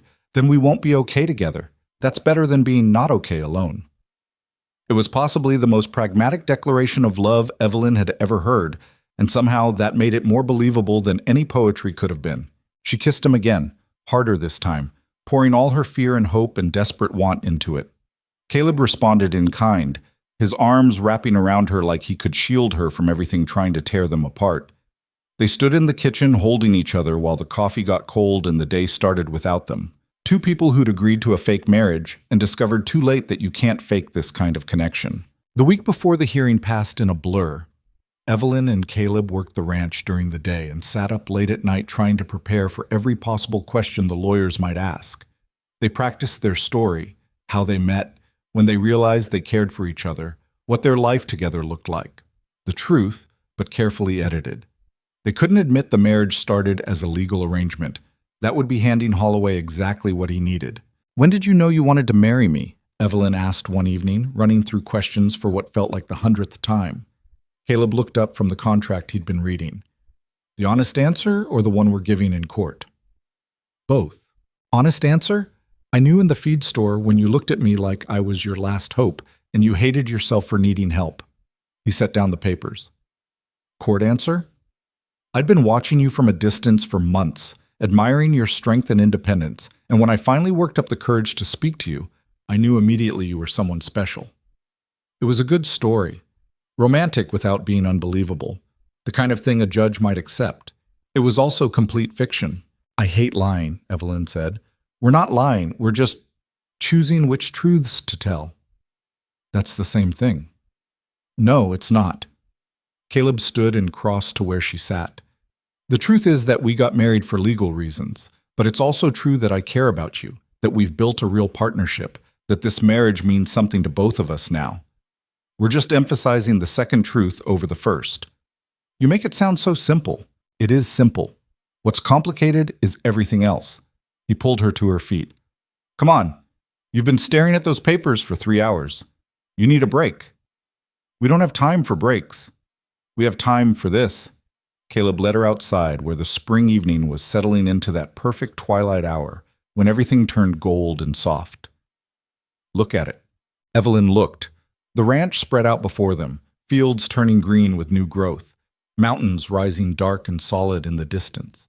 Her father had stood in this exact spot countless times, watching the land he'd built from nothing. This is worth fighting for, Caleb said quietly. Not just the land itself, but what it represents. Your family's legacy, your independence, your right to decide what happens to the life you've built. Our life, Evelyn corrected before she could stop herself. Caleb smiled. Our life. They stood in silence, watching the sun sink toward the ridge. Evelyn leaned against him without thinking about it, and his arm came around her shoulders like it belonged there. What if we lose? She asked. We won't. But what if we do? Caleb was quiet for a moment. Then we figure out what comes next, together. Maybe we find another piece of land. Maybe we work for someone else until we can buy our own place again. Maybe we do something completely different. I can't imagine doing anything else. You couldn't imagine being married 6 months ago either. He pressed a kiss to the top of her head. People adapt. Will adapt. Evelyn wanted to argue, but exhaustion was finally catching up with her. She let herself relax against Caleb's solid warmth and tried to believe that everything would work out. 2 days before the hearing, Frank Morrison showed up at the ranch unannounced. Evelyn saw him riding up and felt her stomach clench. Frank wasn't the type to make social calls. Mr. Morrison, she said when he dismounted, what can I do for you? Frank looked uncomfortable, his eyes darting around like he was worried someone might see him there. I came to tell you something, about the hearing. What about it? Holloway's lawyers came to see me and Clara, asked us questions about your wedding, about whether we thought it was legitimate. Frank twisted his hat in his hands. They wanted us to testify that it seemed rushed, that you and Caleb didn't act like a real couple. Ice flooded Evelyn's veins. And what did you tell them? Nothing yet. They're expecting an answer tomorrow. Frank met her eyes. But I wanted you to know that I'm not going to do it. Neither is Clara. You're not? No. Frank's expression was earnest. Look, I'll be honest. When you first proposed to Caleb in my store, I thought it was the craziest thing I'd ever seen. And I said some things in town that I'm not proud of. But over the past few months, I've watched you two. The way he looks at you, the way you've started looking at him. And I'll be damned if I help Wade Holloway destroy something real. Evelyn felt something tight in her chest loosen slightly. Thank you. Don't thank me yet. Holloway's got other witnesses lined up. Martha Hopkins, for one. She's been telling anyone who'll listen that your marriage is a sham. Frank shook his head. But Claire and I, we're going to testify on your behalf if you want us. Tell the judge what we've seen, that you're building a real life together. That would mean going against Holloway. He won't forget that. Let him remember it. Frank's jaw set stubbornly. Sometimes you've got to stand up for what's right, regardless of the consequences. After Frank left, Evelyn found Caleb in the barn and told him what had happened. He listened without interrupting, his expression thoughtful. That's good, he said when she finished. Having witnesses on our side will help. It won't be enough, not if Martha and others are willing to lie for Holloway. Then we make sure our truth is more convincing than their lies. Caleb set down the harness he'd been repairing. Evelyn, we've done everything we can to prepare. At some point, we just have to trust that it's enough. I don't know how to do that. Neither do I. He smiled slightly. But we're learning together. The night before the hearing, neither of them could sleep. Evelyn lay in bed staring at the ceiling, listening to Caleb move around in the next room. Around midnight, she gave up and went downstairs. Caleb was already in the kitchen, sitting at the table with a cup of coffee. He looked up when she entered, unsurprised. Couldn't sleep? He asked. No. Evelyn poured her own coffee and sat across from him. Keep thinking about everything that could go wrong. That's not helpful. I know. Can't stop anyway. She wrapped her hands around the mug. Caleb, if we lose, we won't. If we lose, she continued firmly, I want you to know that I don't regret any of this. Marrying you, even if it costs me the ranch. It was still the right choice. Caleb reached across the table and took her hand. We're not losing.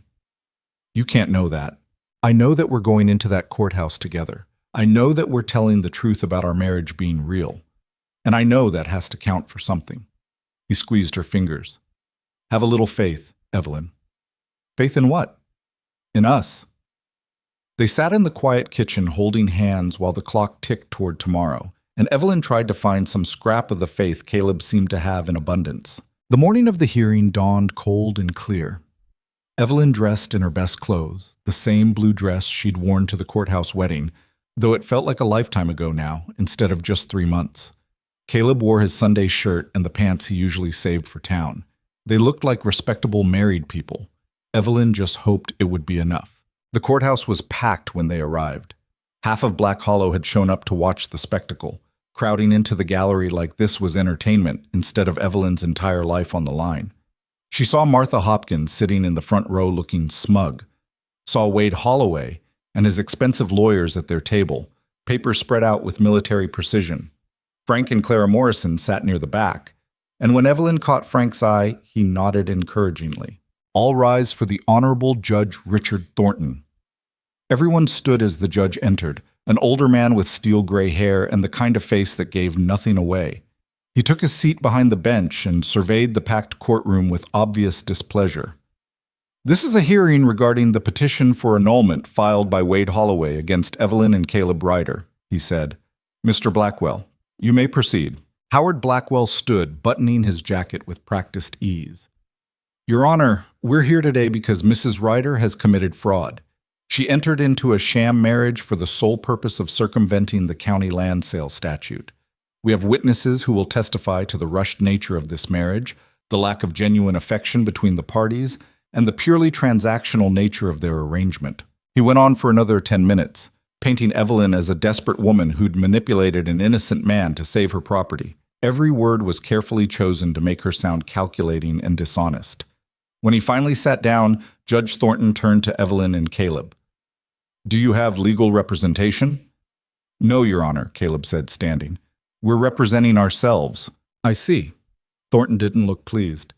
Very well. You'll have an opportunity to respond to these allegations. Mr. Blackwell, call your first witness. Martha Hopkins practically ran to the witness stand. Under Blackwell's gentle questioning, she painted a damning picture. Yes, Evelyn had proposed to Caleb in the feed store with barely any warning. Yes, they'd gotten married within days. No, she'd never seen them display genuine affection in public. Yes, it certainly seemed like a marriage of convenience designed to skirt the law. Evelyn felt sick listening to it. Every word was technically true, twisted just enough to sound damning. When it was Caleb's turn to question Martha, he stood slowly. Mrs. Hopkins, how many times have you been to our ranch? Martha blinked. I don't see what that has to... Please answer the question. Never. I haven't been to your ranch. So you have no direct knowledge of how we interact in our own home. Is that correct? Well, no, but... And when you see us in town, how long are those interactions usually? A few minutes, I suppose. A few minutes. Caleb let that hang in the air. And based on those few-minute interactions in public places, you feel qualified to judge the intimacy of our marriage? I know what I've seen, Martha said defensively. You know what you've chosen to see, Caleb corrected. Thank you. No further questions. Blackwell called 2 more witnesses, neighbors who testified to the sudden nature of the marriage and their doubts about its authenticity. Each time, Caleb asked simple questions that undermined their certainty. Did they live with us? Did they see our daily interactions? How could they know what happened in the privacy of our home? By the time Holloway's lawyers rested their case, doubt had been planted. But it wasn't enough. Not yet. Judge Thornton looked at Caleb. Do you wish to call any witnesses? Yes, Your Honor. I'd like to call Frank Morrison. Frank took the stand looking nervous but determined. Under Caleb's questioning, he described what he'd witnessed in his feed store that day, but also what he'd seen in the months since, the way Caleb and Evelyn had grown comfortable with each other, the small touches and glances that suggested genuine affection. In your opinion, Mr. Morrison, is this marriage real? Caleb asked. Frank didn't hesitate. Yes, it is now, whatever it might have been at the start. Claire Morrison testified next, saying essentially the same thing. Then, to Evelyn's surprise, Tom Brady the blacksmith took the stand and described seeing them together, working in partnership, supporting each other. They look like every other married couple I've known, Tom said simply. Maybe they started out rough, but they've grown into it. When the witnesses were finished, Judge Thornton looked at Evelyn and Caleb. I'd like to hear from the two of you directly. Mrs. Ryder, please take the stand. Evelyn's legs felt shaky as she walked to the witness chair.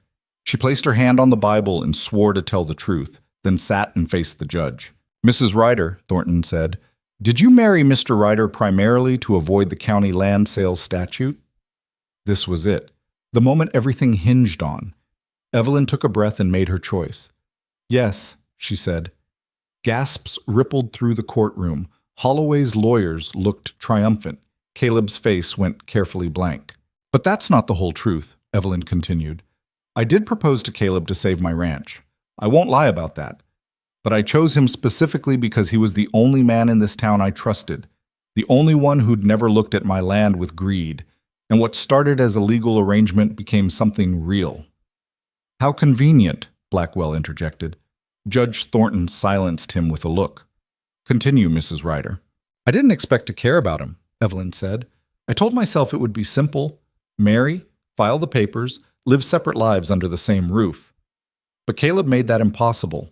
He showed up every day and did the work without being asked. He fixed things I didn't know were broken.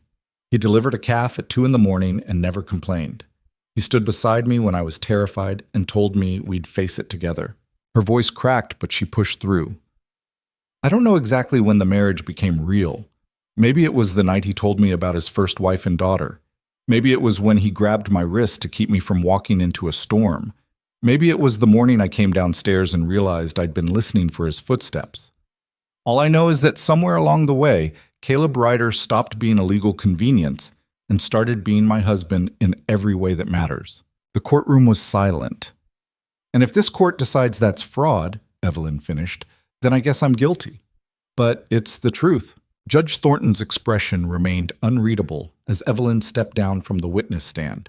Her legs felt unsteady, and she had to grip the railing to keep from stumbling. She'd just admitted under oath to exactly what Holloway's lawyers had accused her of. The gasps and whispers from the gallery followed her back to her seat like accusations. Caleb's hand found hers under the table, his grip warm and steady. He didn't say anything, but his thumb traced a small circle on her palm, the same gesture he'd made that day outside the feed store when Wade Holloway had confronted them. Mr. Ryder, Judge Thornton said, please take the stand. Caleb stood and walked to the witness chair with that same unhurried calm he brought to everything. He placed his hand on the Bible, swore his oath, and sat facing the courtroom like he was discussing cattle prices instead of the validity of his marriage. Blackwell was on his feet immediately. Mr. Ryder, you heard Mrs. Ryder's testimony. She admitted that this marriage began as a legal arrangement to circumvent the county statute. Do you dispute that? No, Caleb said simply. More gasps. Holloway leaned forward in his seat, looking like Christmas had come early. So you admit this marriage was fraudulent from the start, Blackwell pressed. I admit we got married for practical reasons, Caleb corrected. That's not the same as fraud. Isn't it? You entered into a legal contract with no intention of honoring the spirit of that contract. We honored it every day. Caleb's voice stayed level. We lived together as husband and wife. We worked the land together. We built a partnership. How is that not honoring the marriage? Because you didn't love each other when you married. Plenty of people don't love each other when they marry, Caleb pointed out. Arranged marriages have been common for centuries. Does that make them all fraudulent? Blackwell's jaw tightened. Those marriages are entered into with family approval and social expectations. Your marriage was a deliberate attempt to manipulate. My marriage, Caleb interrupted, was an agreement between two adults who needed each other. Evelyn needed a husband to keep her land. I needed... He paused, seeming to choose his words carefully. I needed a reason to stop running from my past. Judge Thornton leaned forward slightly. Explain that, Mr. Ryder? Caleb took a breath. I told Evelyn this already, but for the court's record, I was married before. My wife Sarah and our daughter Emma died from fever 8 years ago. After that, I spent years moving from place to place, never settling, never letting myself care about anything or anyone. When I came to Black Hollow, I told myself it would be temporary, just another stop. His eyes found Evelyn's across the courtroom. Then Evelyn came into that feed store and asked me to marry her, and I said yes because I thought it would be safe. A marriage without emotion, without risk, without the possibility of loss. But I was wrong. Wrong how? Thornton asked. Wrong because you can't share someone's life without it changing you. Wrong because spending every day with someone, watching them work themselves to exhaustion, seeing them refuse to quit even when everything's stacked against them, that builds something whether you plan for it or not. Caleb's voice roughened. I fell in love with my wife, Your Honor. Not because I had to, but because she made it impossible not to. The courtroom had gone silent. Even Blackwell seemed momentarily at a loss for words. When exactly did you fall in love with Mrs. Ryder? Judge Thornton asked. Caleb considered the question. I don't know if there was one moment. Maybe it was when she delivered that calf at 2 a.m, with her hands shaking from exhaustion, but she wouldn't stop until she knew it was safe. Maybe it was the night I found her sitting in the dark kitchen trying not to cry because she was so scared of losing everything. Or maybe it was just the accumulation of 100 small moments, the way she talks to the cattle, the way she reads the same books over and over, the way she's so damn stubborn she'd rather die than admit she needs help. He looked directly at Judge Thornton. I can't tell you the exact moment, but I can tell you that when Wade Holloway showed up at our ranch and threatened her, my first thought wasn't about the land or the legal arrangement. It was that I'd do whatever it took to protect my wife.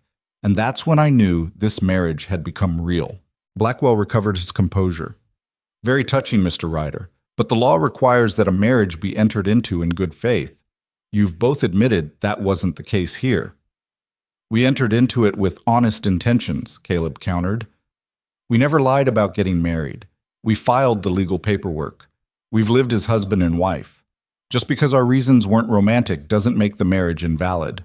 Your Honor, Blackwell said, turning to the judge, the respondents have admitted to exactly what we alleged, a marriage of convenience designed to circumvent the law. Their feelings now are irrelevant. What matters is their intent at the time of the ceremony. Judge Thornton was quiet for a long moment, his fingers steepled beneath his chin. Mr. Blackwell, I'm going to ask you a question. How many married couples do you think enter into marriage for purely romantic reasons, with no practical considerations whatsoever? Blackwell blinked. I'm not sure I understand the relevance. Answer the question.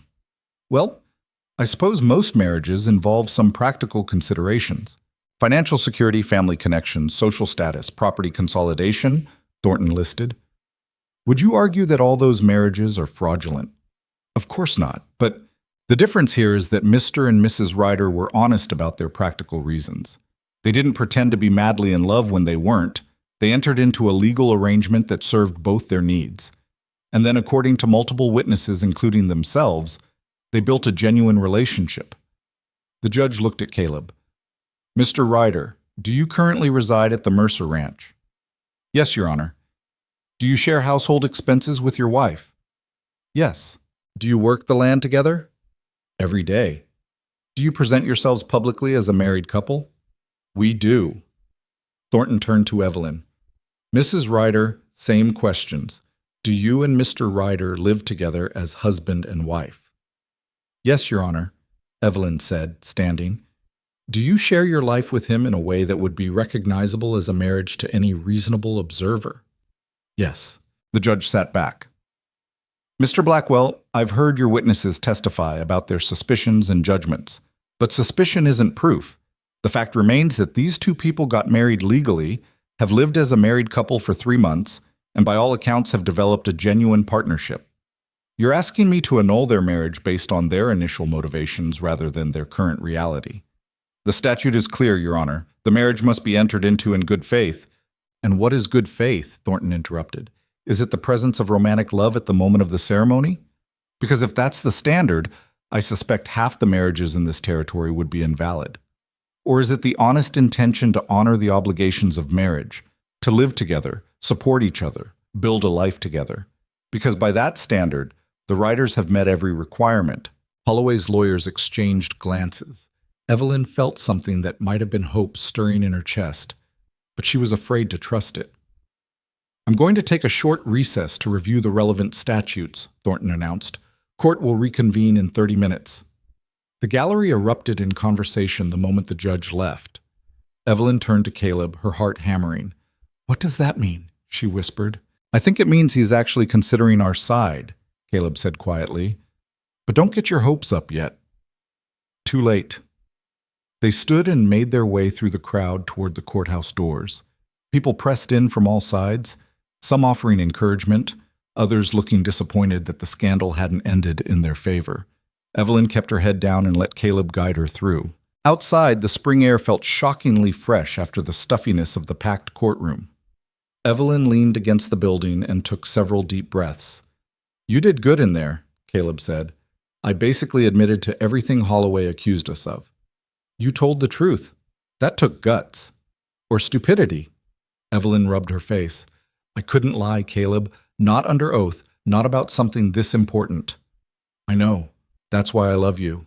The words were said so casually, like he was commenting on the weather. But they hit Evelyn with the force of a physical blow.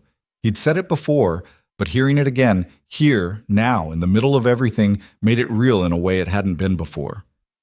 "Don't say that," she said. "Why not? It's true." "Because if we lose, it'll hurt more." Caleb moved closer, blocking her view of the street and the curious onlookers. "Evelyn, we're going to hurt regardless of what happens in there. Might as well hurt over something real." Before she could respond, Frank Morrison appeared beside them. "That went better than I expected," he said. "Judge Thornton seems fair." "Fair doesn't always mean favorable," Evelyn replied. "No, but it's better than the alternative." Frank glanced back at the courthouse. "Holloway looks worried. That's got to be a good sign." Clara Morrison joined them, slightly out of breath. "That Blackwell lawyer tried to corner me in the hallway. Wanted to know if I'd reconsider my testimony. I told him exactly where he could stick his reconsideration." Despite everything, Evelyn smiled. "Thank you both for standing with us." "Of course," Clara said, squeezing her arm. "That's what neighbors do." The 30 minutes crawled by with agonizing slowness.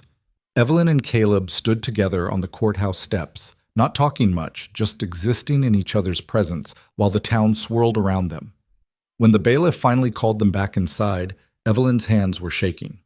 "Whatever happens," Caleb murmured as they walked back in, "we face it together." Evelyn nodded, not trusting her voice. The courtroom settled as Judge Thornton returned to the bench. His expression gave nothing away, and Evelyn felt her stomach drop. She'd seen that look before, the carefully neutral face of someone about to deliver bad news. "I've reviewed the relevant statutes and case law," Thornton began. "The county land sale statute in question was enacted in 1867 with the stated purpose of preventing land fraud and ensuring proper management of valuable property. The marriage statute requires that marriages be entered into in good faith, meaning with genuine intention to honor the obligations of matrimony." He paused, and Evelyn's heart hammered so hard she could hear it in her ears. The petitioner argues that Mrs. Ryder's marriage to Mr. Ryder was fraudulent because it was motivated primarily by a desire to circumvent the land sale requirement. The respondents don't dispute this. What they argue instead is that their motivations at the start are less relevant than their actions since. Thornton looked at Holloway, then at Evelyn and Caleb. "I find myself agreeing with the respondents." The words took a moment to register. When they did, Evelyn grabbed Caleb's hand so hard she probably hurt him. "The law requires good faith," Thornton continued, "but good faith is demonstrated through actions, not emotions. Mr. and Mrs. Ryder have lived together as a married couple for 3 months. They've combined their households, shared their resources, and by multiple accounts, including their own, developed a genuine partnership. The fact that their initial motivations were practical rather than romantic doesn't invalidate the legitimacy of their marriage." Blackwell shot to his feet. "Your Honor, with respect, you're creating a precedent that would allow anyone to manipulate—" "I'm creating no such precedent," Thornton said sharply. "I'm simply recognizing that marriage is a complex institution that serves multiple purposes: romantic, practical, social, and economic. To invalidate every marriage that began with practical considerations would be absurd. What matters is whether the parties are honoring their obligations to each other, and the evidence clearly shows that the Ryders are doing exactly that." He turned to the respondents' table. That being said, I do want to address the specific concern about land fraud. Mrs. Ryder, if you were to divorce Mr. Ryder tomorrow and reclaim sole ownership of your property, it would certainly suggest that this marriage was never genuine. Do you understand that? Evelyn stood on shaking legs. Yes, Your Honor. And do you intend to remain married to Mr. Ryder? She looked at Caleb, who was watching her with an expression that made her chest tight. Yes, Your Honor, I do. Mr. Ryder? Caleb stood beside her. I intend to remain married to my wife for as long as she'll have me. Thornton nodded slowly. Then my ruling is as follows. The petition for annulment is denied. The marriage between Evelyn Mercer Ryder and Caleb James Ryder is legally valid. The deed transfer stands as filed. Mr. Holloway, your challenge is dismissed. The courtroom exploded.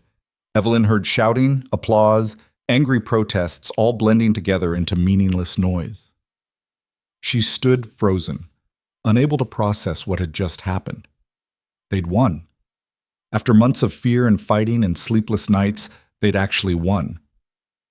Evelyn, Caleb said quietly, and she turned to find him watching her with something that looked like joy. We won. We won, she repeated, and then the reality of it hit her and her knees buckled. Caleb caught her before she fell, his arms coming around her in a grip that felt safe and solid and real.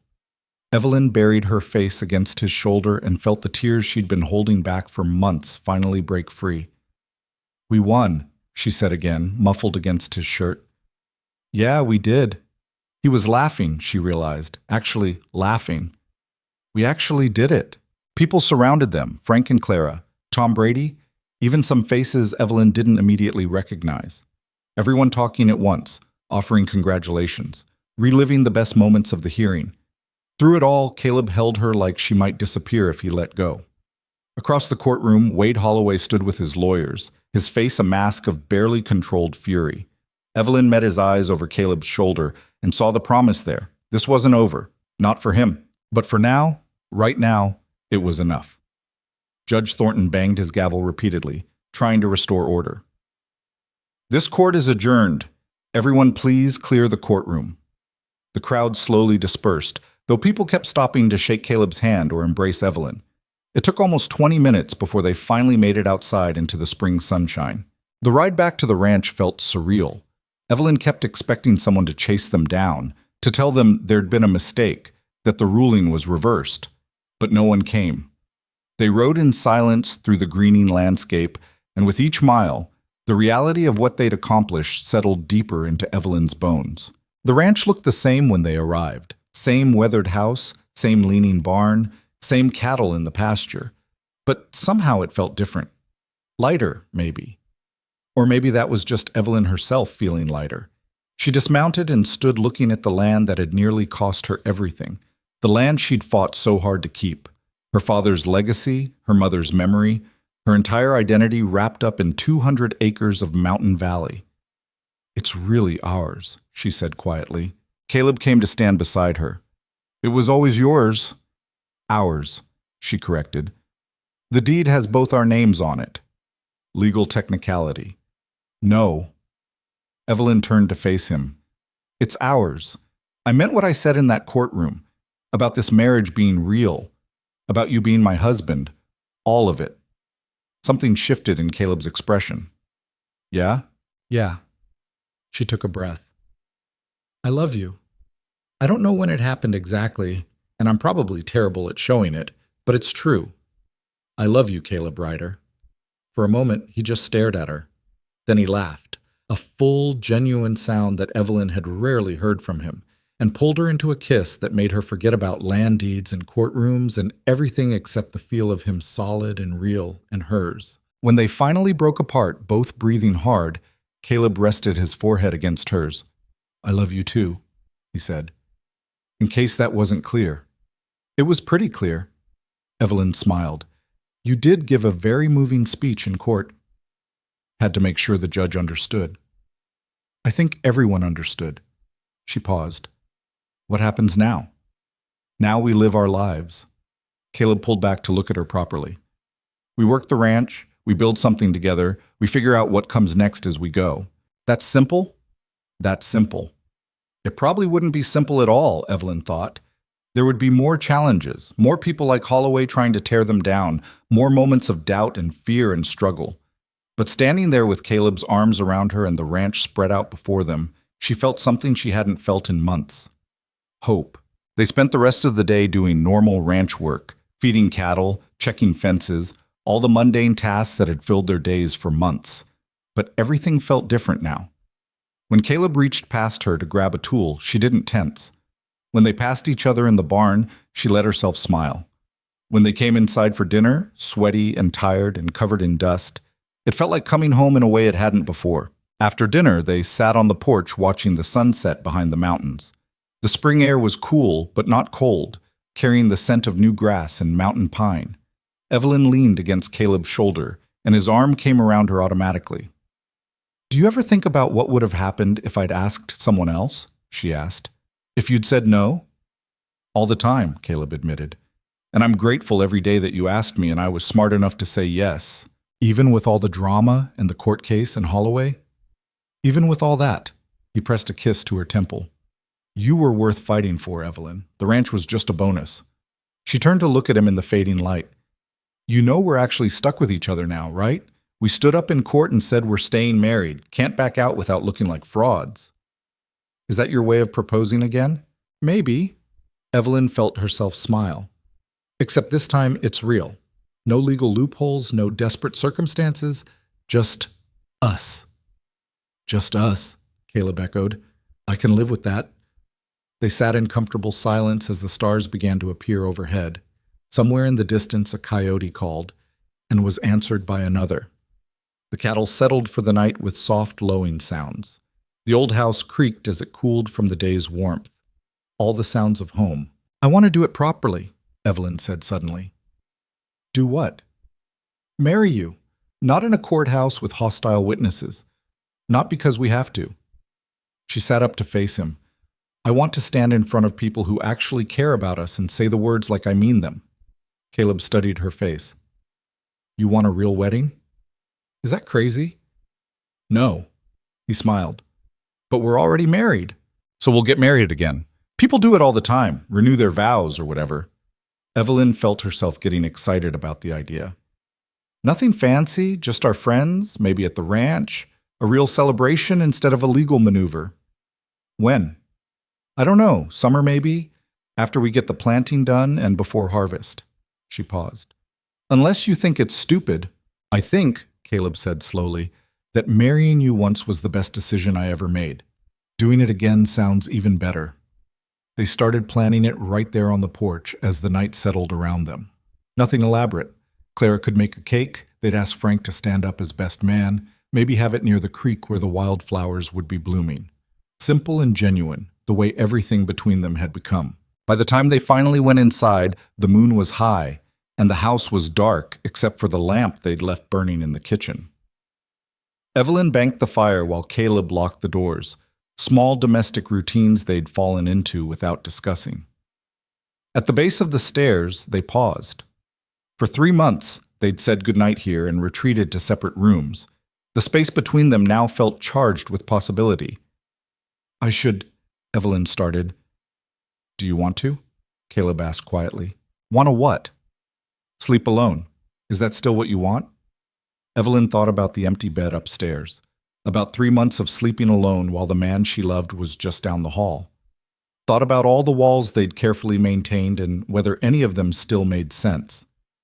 "No," she said. "That's not what I want anymore." Caleb's hand found hers in the darkness. "What do you want?" "You.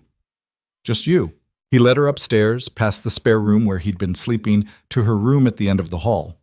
The bed she'd been sleeping on the right side of for no good reason except habit. The room that had been hers alone for so long. They undressed without fanfare, just two people who'd worked together all day shedding their dirty clothes. When Caleb slid into bed beside her, Evelyn realized this was the first time they'd shared a bed, despite being married for 3 months. "This is weird," she said. "Yeah. Good weird or bad weird?" Caleb pulled her against him, and Evelyn felt herself relax into the warmth of him. "Good weird," he decided. "Definitely good weird." She fell asleep curled against his chest, listening to his heartbeat, feeling safer than she had in years. And when she woke in the middle of the night from a half-remembered nightmare about losing the ranch, Caleb was there to pull her close and murmur reassurances until she drifted back to sleep. The next morning, Evelyn woke to sunlight streaming through the window and the smell of coffee drifting up from the kitchen. For a moment, she lay there confused about why her room smelled like coffee and why the bed felt heavier than usual. Then she remembered and smiled. Caleb was already awake, propped up on one elbow, watching her. "Morning." "Morning," Evelyn stretched. "Did you make coffee?" "Hours ago. It's probably terrible by now." "Why didn't you wake me?" "Because you looked peaceful, and you've barely slept in months." He brushed hair from her face. "Figured you'd earned a morning in." Evelyn caught his hand and held it against her cheek. "I could get used to this." "Good, because I'm planning on it being a permanent arrangement." They eventually dragged themselves out of bed and downstairs, where Caleb made fresh coffee while Evelyn started breakfast. Moving around the kitchen together felt different now, less careful, more natural. When Caleb reached past her for the sugar, she didn't move away. When she turned and found him close behind her, she leaned back against him instead of stepping aside. Small changes that added up to everything. They were finishing breakfast when someone knocked on the door. Evelyn exchanged a glance with Caleb. They weren't expecting visitors. She opened the door to find Frank Morrison standing on the porch, hat in hand and looking uncomfortable. "Frank, what's wrong?" "Nothing's wrong exactly," Frank said. "I just thought you should know, Wade Holloway left town this morning." Evelyn's stomach clenched. "Left? What do you mean left?" "Took his lawyers and his palomino and rode out before dawn. Tom Brady saw them heading toward the county seat." Frank twisted his hat. "Word is he's done with Black Hollow. Lost too much face over this whole business." "He's really gone?" Evelyn couldn't quite believe it. "Looks that way. Sold his ranch to some outfit from back east, packed up his things, and left." Frank smiled slightly. "You beat him, Evelyn. You and Caleb actually beat him." After Frank left, Evelyn stood in the doorway staring at nothing. Holloway was gone. The man who'd threatened and intimidated her for months, who tried to steal her land, who dragged her through court, just gone. "You all right?" Caleb asked from behind her. "I don't know." Evelyn turned to face him. "I thought I'd feel more triumphant, but mostly I just feel tired." "That's because you've been fighting for so long, you forgot how to do anything else." Caleb pulled her close. "Now you get to figure out what comes after the fight." "What does come after?" "Life," he said simply. "Just life. The boring, beautiful, everyday kind that doesn't involve lawyers or courtrooms or people trying to steal what's yours." Evelyn leaned against him and let herself imagine it. Days of working the ranch, nights spent together, a future that wasn't defined by survival but by building something worth keeping. "I think I'd like that," she said. "Yeah?" "Yeah." She pulled back to look at him. "So let's start now. No more fighting, no more fear. Just us and this ranch and whatever comes next." Caleb smiled. That rare, full smile that made him look years younger. "Sounds perfect." And standing there in the doorway of the house that had nearly cost her everything, wrapped in the arms of a man she'd married for all the wrong reasons and loved for all the right ones, Evelyn Ryder finally let herself believe that everything might actually be okay. The weeks that followed Holloway's departure had a dreamlike quality that Evelyn didn't quite trust.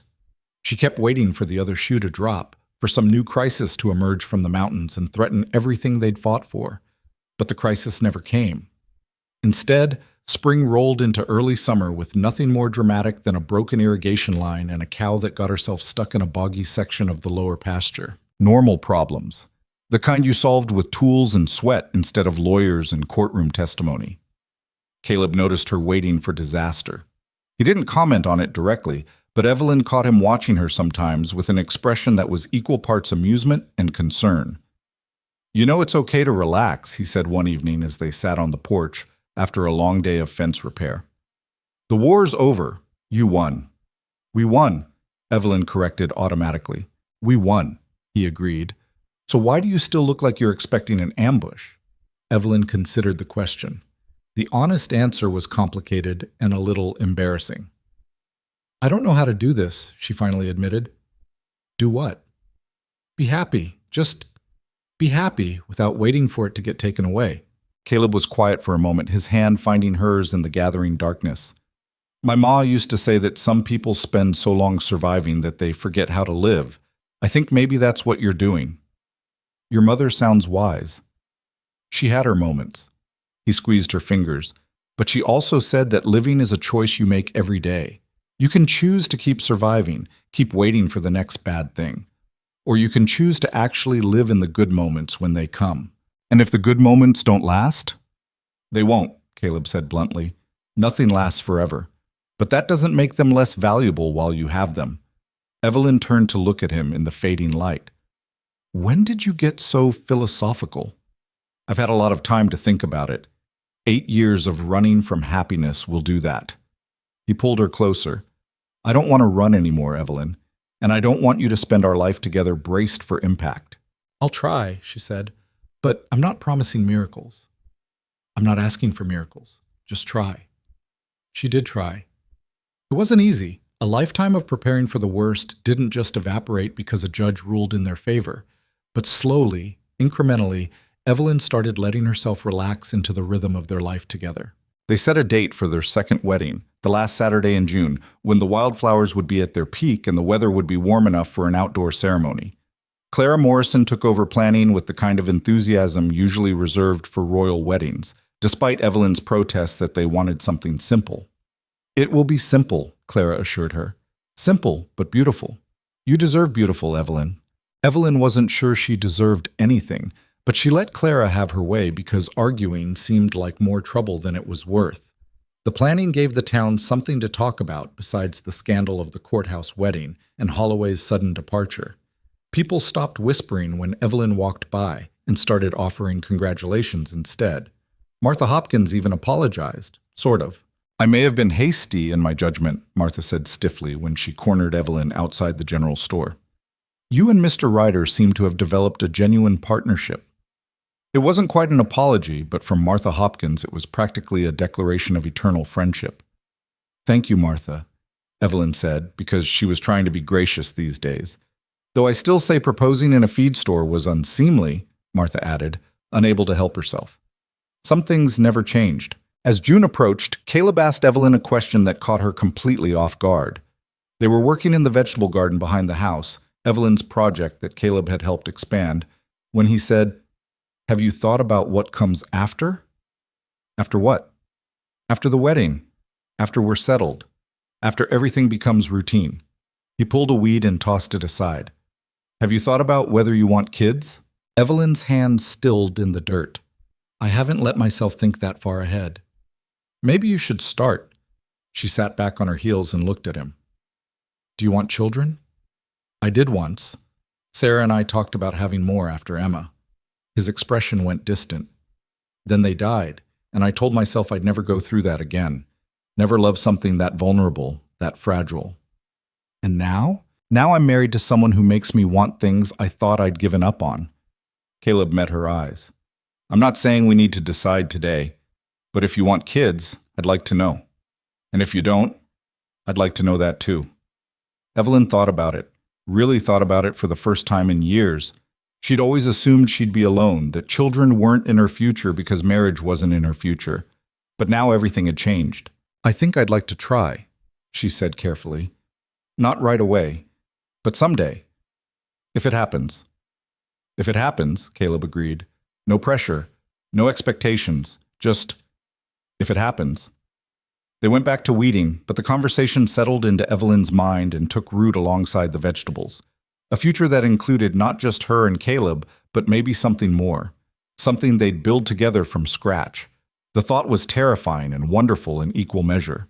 2 weeks before the wedding, a letter arrived from the county assessor's office. Evelyn's hands shook as she opened it, convinced it was some new legal challenge, some loophole Holloway had found before he left.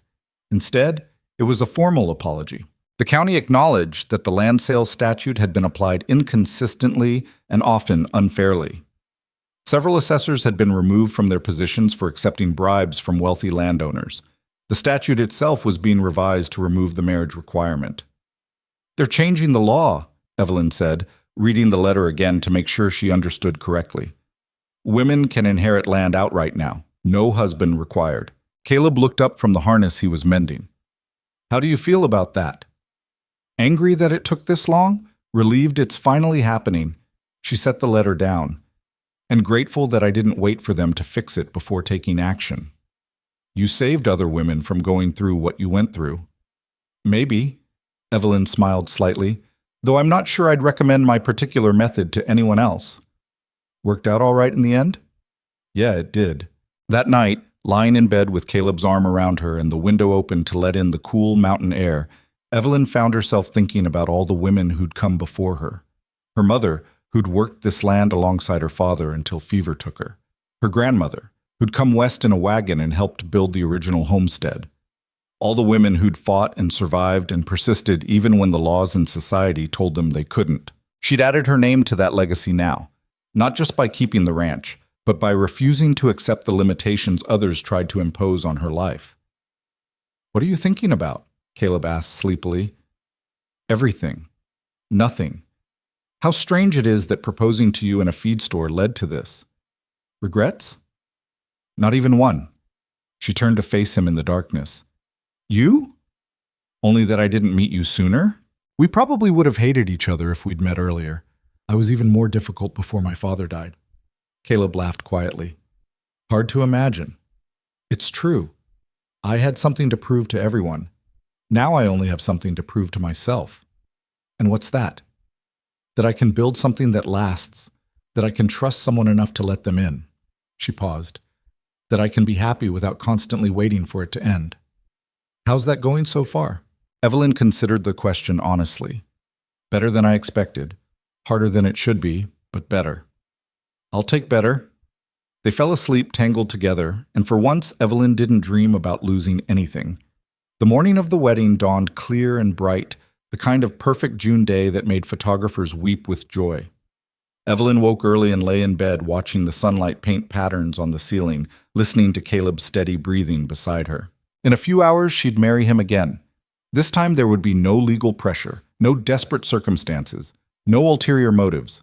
Just two people who'd chosen each other and wanted to make that choice public. You're awake, Caleb murmured without opening his eyes. How did you know? Your breathing changed. He rolled toward her. Nervous? A little, which is stupid since we're already married. Not stupid. This one counts more somehow. Yeah. Evelyn traced a finger along his jaw. This one's real. The first one was real too. We just didn't know it yet. Clara arrived at 9 with a dress she'd altered from her own wedding gown 30 years earlier. It was simple ivory cotton with lace at the collar and cuffs. Nothing fancy, but infinitely better than the blue church dress Evelyn had worn to the courthouse. You're not getting married in work clothes this time, Clara declared, shooing Caleb out of the house. Out. You can see her at the ceremony like a proper groom. Caleb went without complaint, shooting Evelyn an amused glance over his shoulder as he left. Clara helped Evelyn into the dress, pinning and tucking until it fit properly. When Evelyn finally looked at herself in the mirror, she barely recognized the woman staring back. She looked soft somehow, feminine in a way she'd spent most of her life rejecting. You're beautiful, Clara said firmly. Don't even try to argue. I wasn't going to argue, Evelyn said, surprising herself. Though I'm not sure Caleb will recognize me. Oh, he'll recognize you. He'd recognize you in a burlap sack. Clara smiled.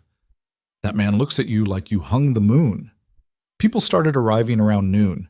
Not the whole town. Evelyn had made it clear this was for friends only, but enough to fill the meadow near the creek where they'd set up chairs and a simple wooden arch that Caleb and Tom Brady had built together. Frank Morrison stood with Caleb at the front, both men looking uncomfortable in their Sunday clothes. Evelyn watched from the house as guests settled into their seats and felt her nerves kick up another notch. Ready? Clara asked. As I'll ever be. They decided against the traditional wedding march.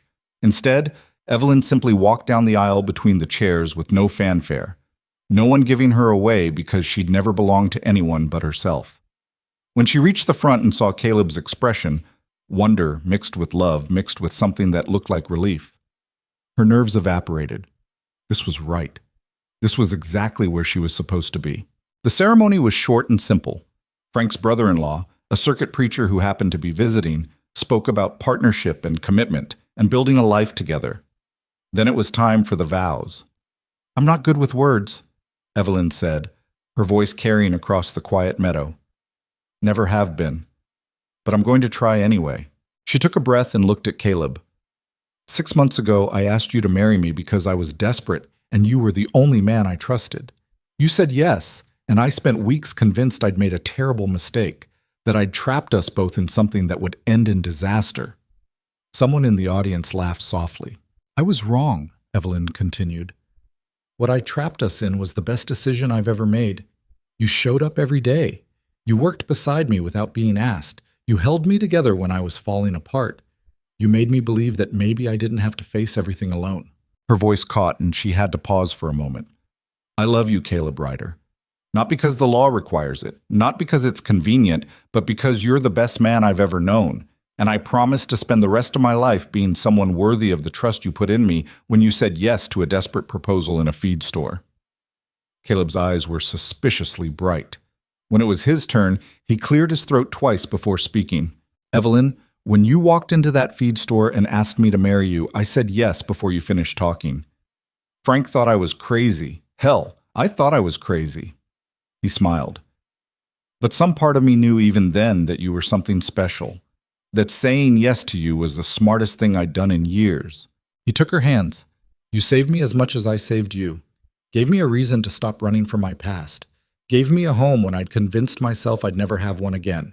You're strong and stubborn, and you work too hard, and you're terrible at asking for help. And I love every single one of those things about you. There was more laughter from the audience. I promise to stand beside you for whatever comes next, Caleb said. Good years and bad years, easy times and hard times. I promise to see you, really see you, not just the ranch or the work or the walls you put up. And I promise to remind you every single day that you're not alone anymore, because you're not.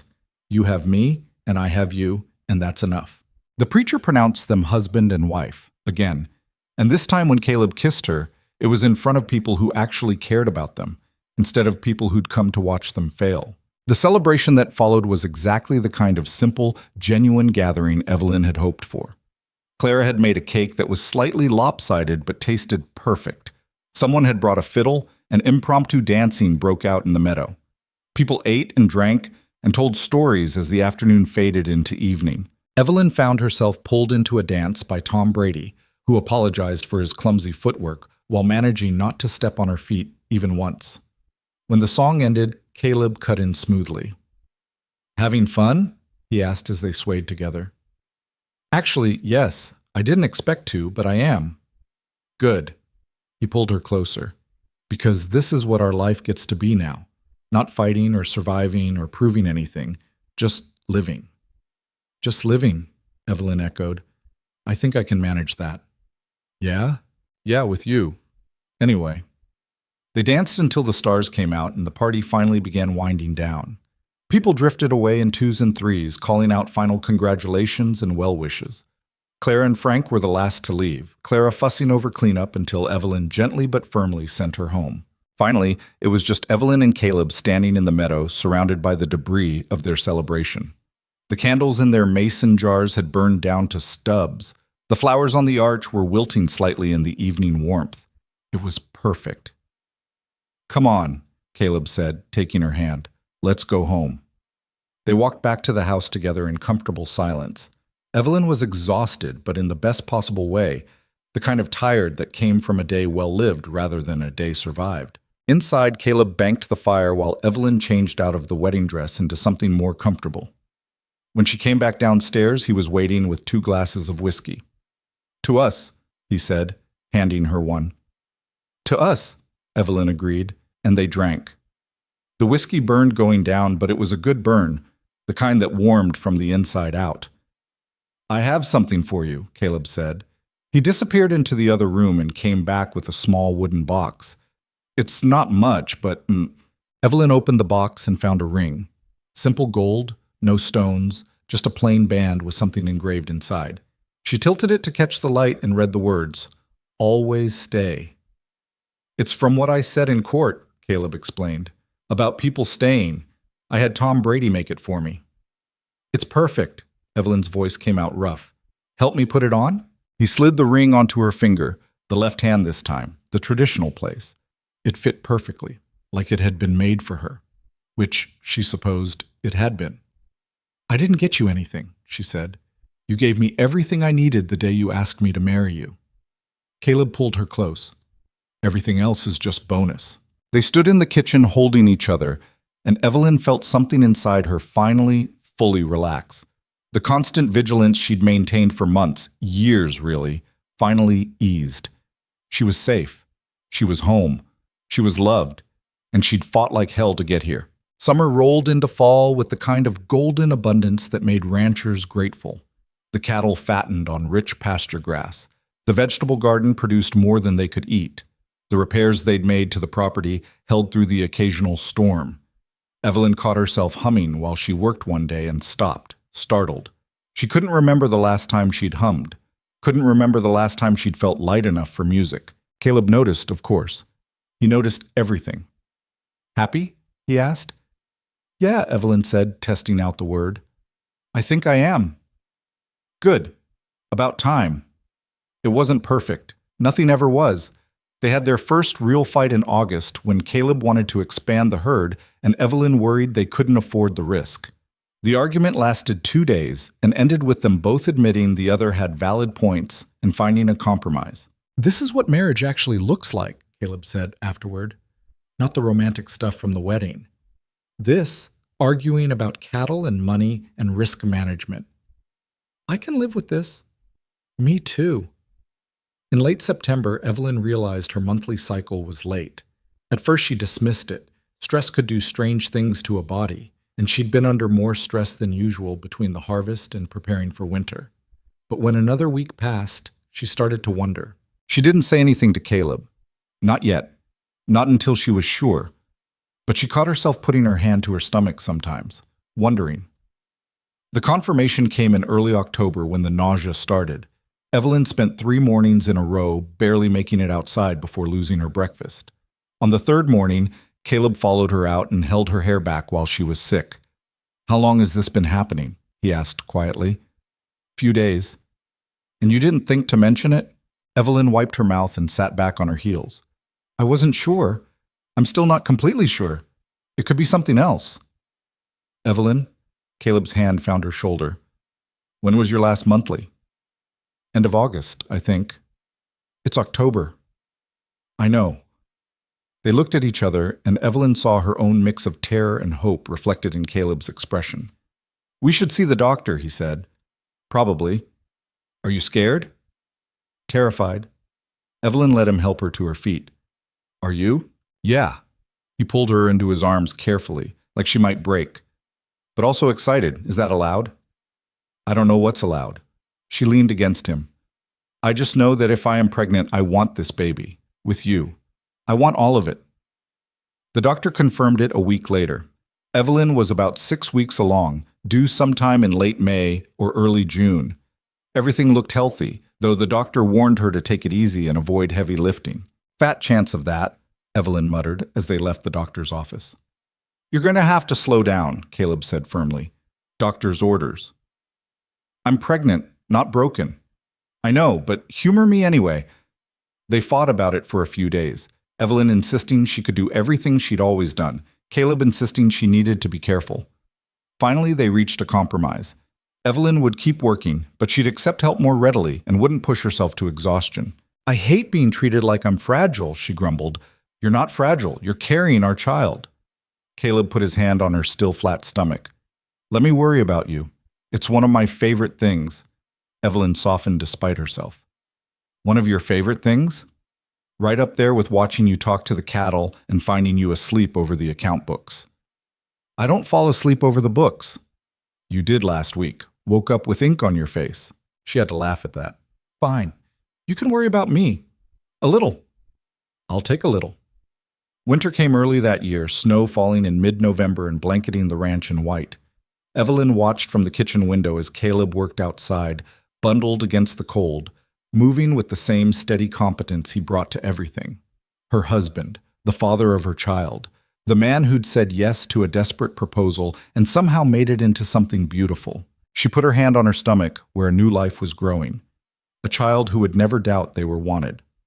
Who would grow up on this land with two parents who'd fight to give them every opportunity? The thought made her throat tight. "You all right?" Caleb asked, coming inside with snow in his hair and cold radiating off his coat. "Yeah, just thinking." "About?" "About how none of this was supposed to happen. I was supposed to marry you, save the ranch, and eventually divorce. That was the plan." "Plans change." He kicked off his boots and crossed to where she stood. "Better this way?" "So much better." Evelyn turned to face him. "I never believed in happy endings. Thought they were fairy tales people told themselves to feel better about how hard life is. And now I'm living in one. And it's terrifying because happy endings can turn into sad middles real fast if you're not careful." Caleb pulled her close, and she felt the reassuring solidity of him. "Then we'll be careful. We'll protect this. Whatever it takes. Promise?" "Promise." They stood in the kitchen holding each other while the snow fell outside. Two people who had entered into a fake marriage and built something real from the rubble of their broken expectations. The pregnancy progressed through winter with relatively few complications.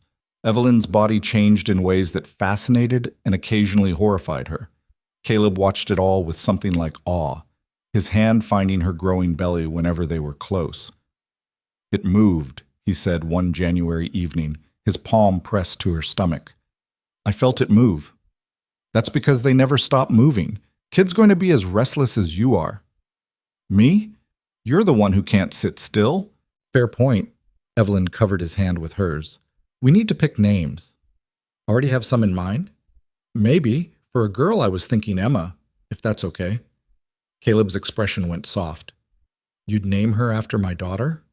"She was yours. She deserves to be remembered." "Emma Ryder." He tried it out. "I like it. What about for a boy?" "I was thinking James, your middle name." "And if you want to honor your father?" "My father's name was Robert. That can be the middle name either way." Evelyn smiled. "Emma Robert Ryder or James Robert Ryder?" "Perfect." Caleb kissed her forehead. "Absolutely perfect." Spring arrived slowly, the snow melting in fits and starts as the weather couldn't quite decide what season it wanted to be. By late April, Evelyn was enormous and uncomfortable and counting down the days until she could meet this child who'd been kicking her ribs for months. "I'm ready for this to be over," she told Clara during one of the older woman's frequent visits. "You say that now. Wait until you're not sleeping because the baby's crying every 2 hours. At least then I'll be able to see my feet again."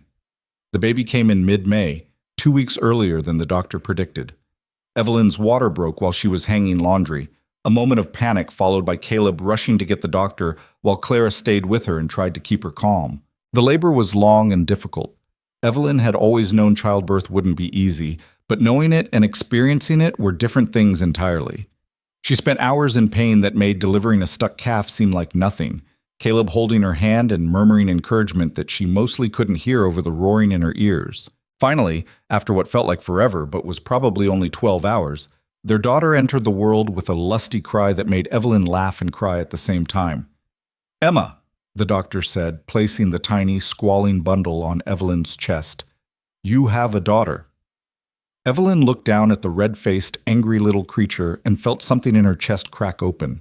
Love so fierce it was almost painful. Protection so absolute she'd fight off the entire world to keep this child safe. "She's perfect," Caleb said, his voice rough. He touched Emma's tiny hand with one finger, and she immediately grabbed hold. "Look at that grip, going to be strong like her mother." "Stubborn like her father," Evelyn countered. They sat together in the early morning light, this new family of 3, and Evelyn thought about how far they'd come. From a desperate proposal in a feed store to this. A child they'd made together, wanted together, would raise together. The first few weeks were exhausting. Emma had excellent lungs and used them frequently, especially at night. Evelyn stumbled through her days in a haze of sleeplessness, learning how to feed and change and soothe a tiny human who seemed determined to ensure her parents never rested again. But there were moments of pure joy, too. The first time Emma smiled at her, the way she'd calmed down when Caleb held her against his chest and hummed. The feeling of absolute rightness when Evelyn held her daughter and looked around at the ranch she'd fought so hard to keep. This was what she'd been fighting for all along, even when she didn't know it. Not just the land, but the life that land made possible. The family she could build here. The future she could give her daughter. One evening in early June, when Emma was 3 weeks old, Evelyn stood on the porch with her sleeping daughter in her arms. Caleb came to stand beside her, his arm around her waist. "You know what today is?" he asked. "Tuesday? 1 year since you proposed to me." Evelyn looked at him in surprise. "Has it really been a year?" 365 days since you walked into that feed store and changed both our lives."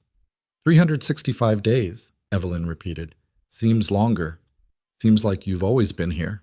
"Feel that way to me too." Caleb pressed a kiss to her temple. "Best year of my life." "Even with the court case and Holloway and all the drama?" "Even with all that. Because it led here, to you and me and her." He gestured to Emma. "This is what I meant when I said some things are worth fighting for."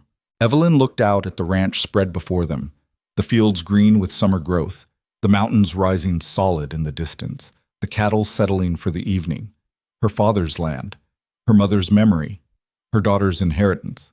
But more than that, it was home, the place where she'd learned that survival wasn't the same as living, that walls built to keep pain out also kept joy out, that sometimes the scariest thing you could do was trust someone enough to let them in.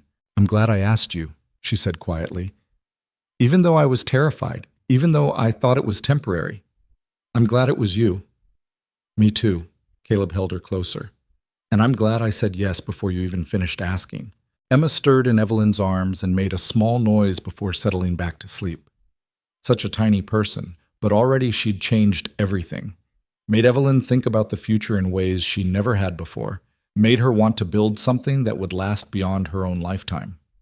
"She's going to grow up different than I did," Evelyn said.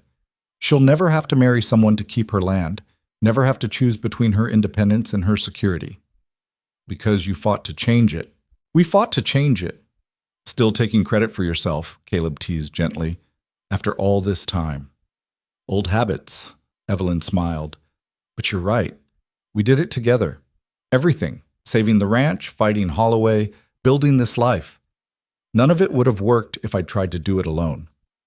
"Probably would have worked," Caleb said. "You're the most stubborn person I know, but it wouldn't have been as good." "No," Evelyn agreed. "It wouldn't have been as good." They stood in comfortable silence as the sun set behind the mountains, painting the sky in shades of gold and pink. The same sky Evelyn had watched her entire life, but somehow it looked different now. Brighter, maybe. Or maybe she was just finally letting herself see the beauty instead of only watching for storms. "What are you thinking about?" Caleb asked. "Everything. How a year ago I was convinced my life was ending because I couldn't keep the ranch alone. How I thought marrying you was a last resort, a desperate measure." She shifted Emma carefully. "And how it turned out to be the first real choice I made, not for survival, but for actually living. Took you a while to figure that out." "I'm stubborn, remember?" Evelyn looked at him. "But I got there eventually, with your help. That's all anyone can really do. Help each other figure it out as we go." Inside the house, Evelyn could see the lamp they'd left burning in the kitchen. The same kitchen where they'd sat across from each other planning a fake marriage. The same table where they'd worked out the details of their arrangement.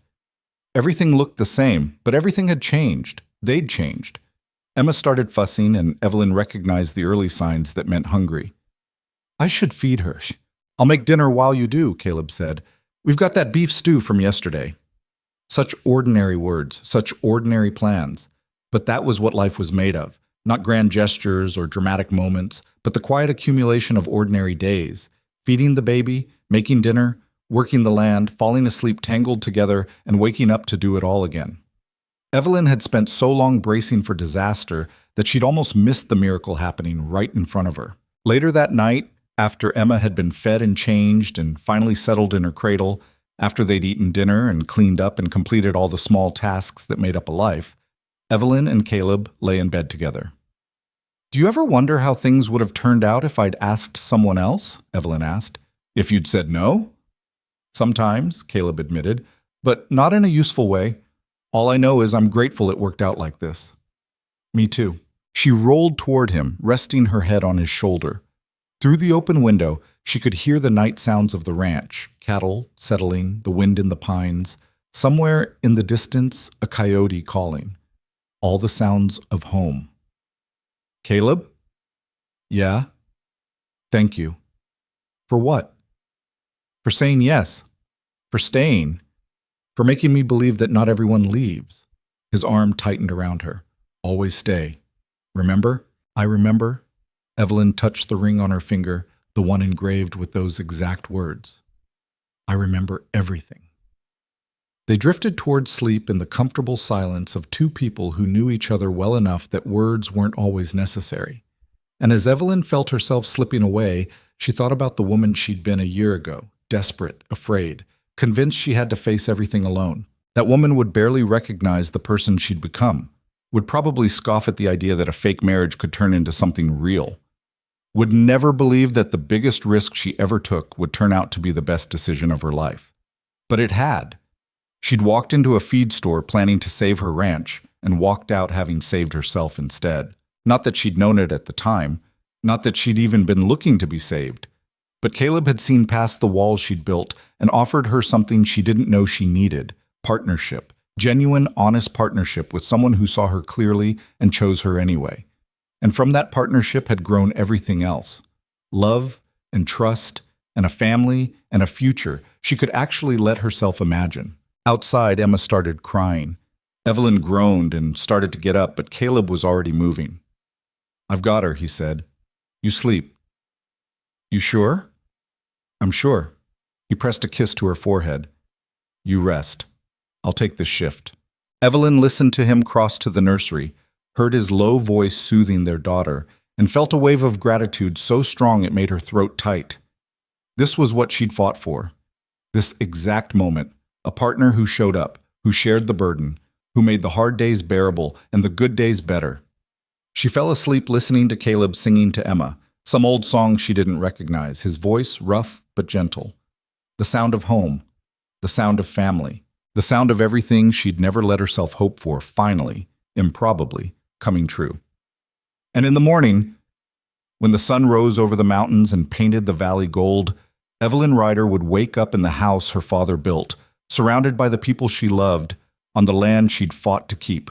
She'd wake up to another ordinary day of feeding cattle and fixing fences and raising a daughter and building a life with a man she'd married for all the wrong reasons and loved for all the right ones. She'd wake up knowing that some fairy tales start in feed stores, that some happy endings come from desperate proposals, and that sometimes the strongest things aren't built through force at all. They're built slowly, through patience and loyalty and the quiet courage of someone who stays. Someone who always stays.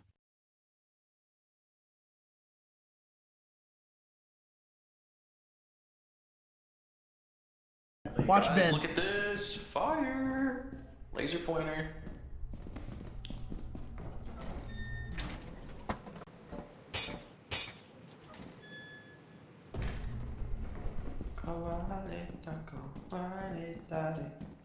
Is there a way up?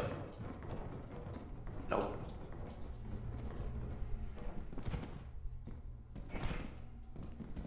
This has to be the way forward then.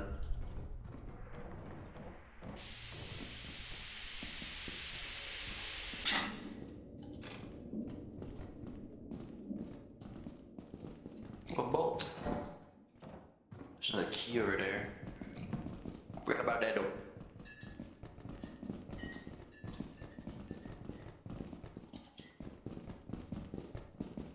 Is the door locked?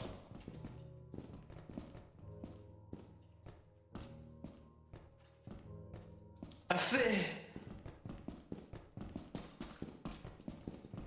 found the fee. I also got a wait. I also got one. Plastic fee. The fabled fee. No one's even dead, man. Show me the money. Everyone's still fucking alive. I'm all alone in the fucking prison realm by myself. All right, guys, chat. Let's have a conversation. Huh? What are we talking about, Akasha? Oh Tell my me God, about this something place is interesting. fucking huge. Tell me a story, I don't know Akasha. where we came in at. It's over here. These It's this motherfuckers are way. lost, man. You have me, Brimbo. Hey, Fucking Sack. God. W Does that Sack. scare you, Chandler? Yes. W Sack. Check out this dance. I'm checking. Yeah, how much we got right here? Ooh, Damn, that guy looks 260. really cool.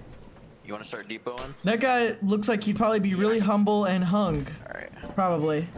I'll keep trying to get some. That guy looks dope. He looks like he's got motion, for You real. run into the dark with no fear, Chandler. Yeah, I don't do jumps. Hasn't worked well for me so You hear far. that thumping? Oh, he's literally right there. Oh fuck. The fuck is Oh that? fuck, run. Oh fuck, run. He ran into a block.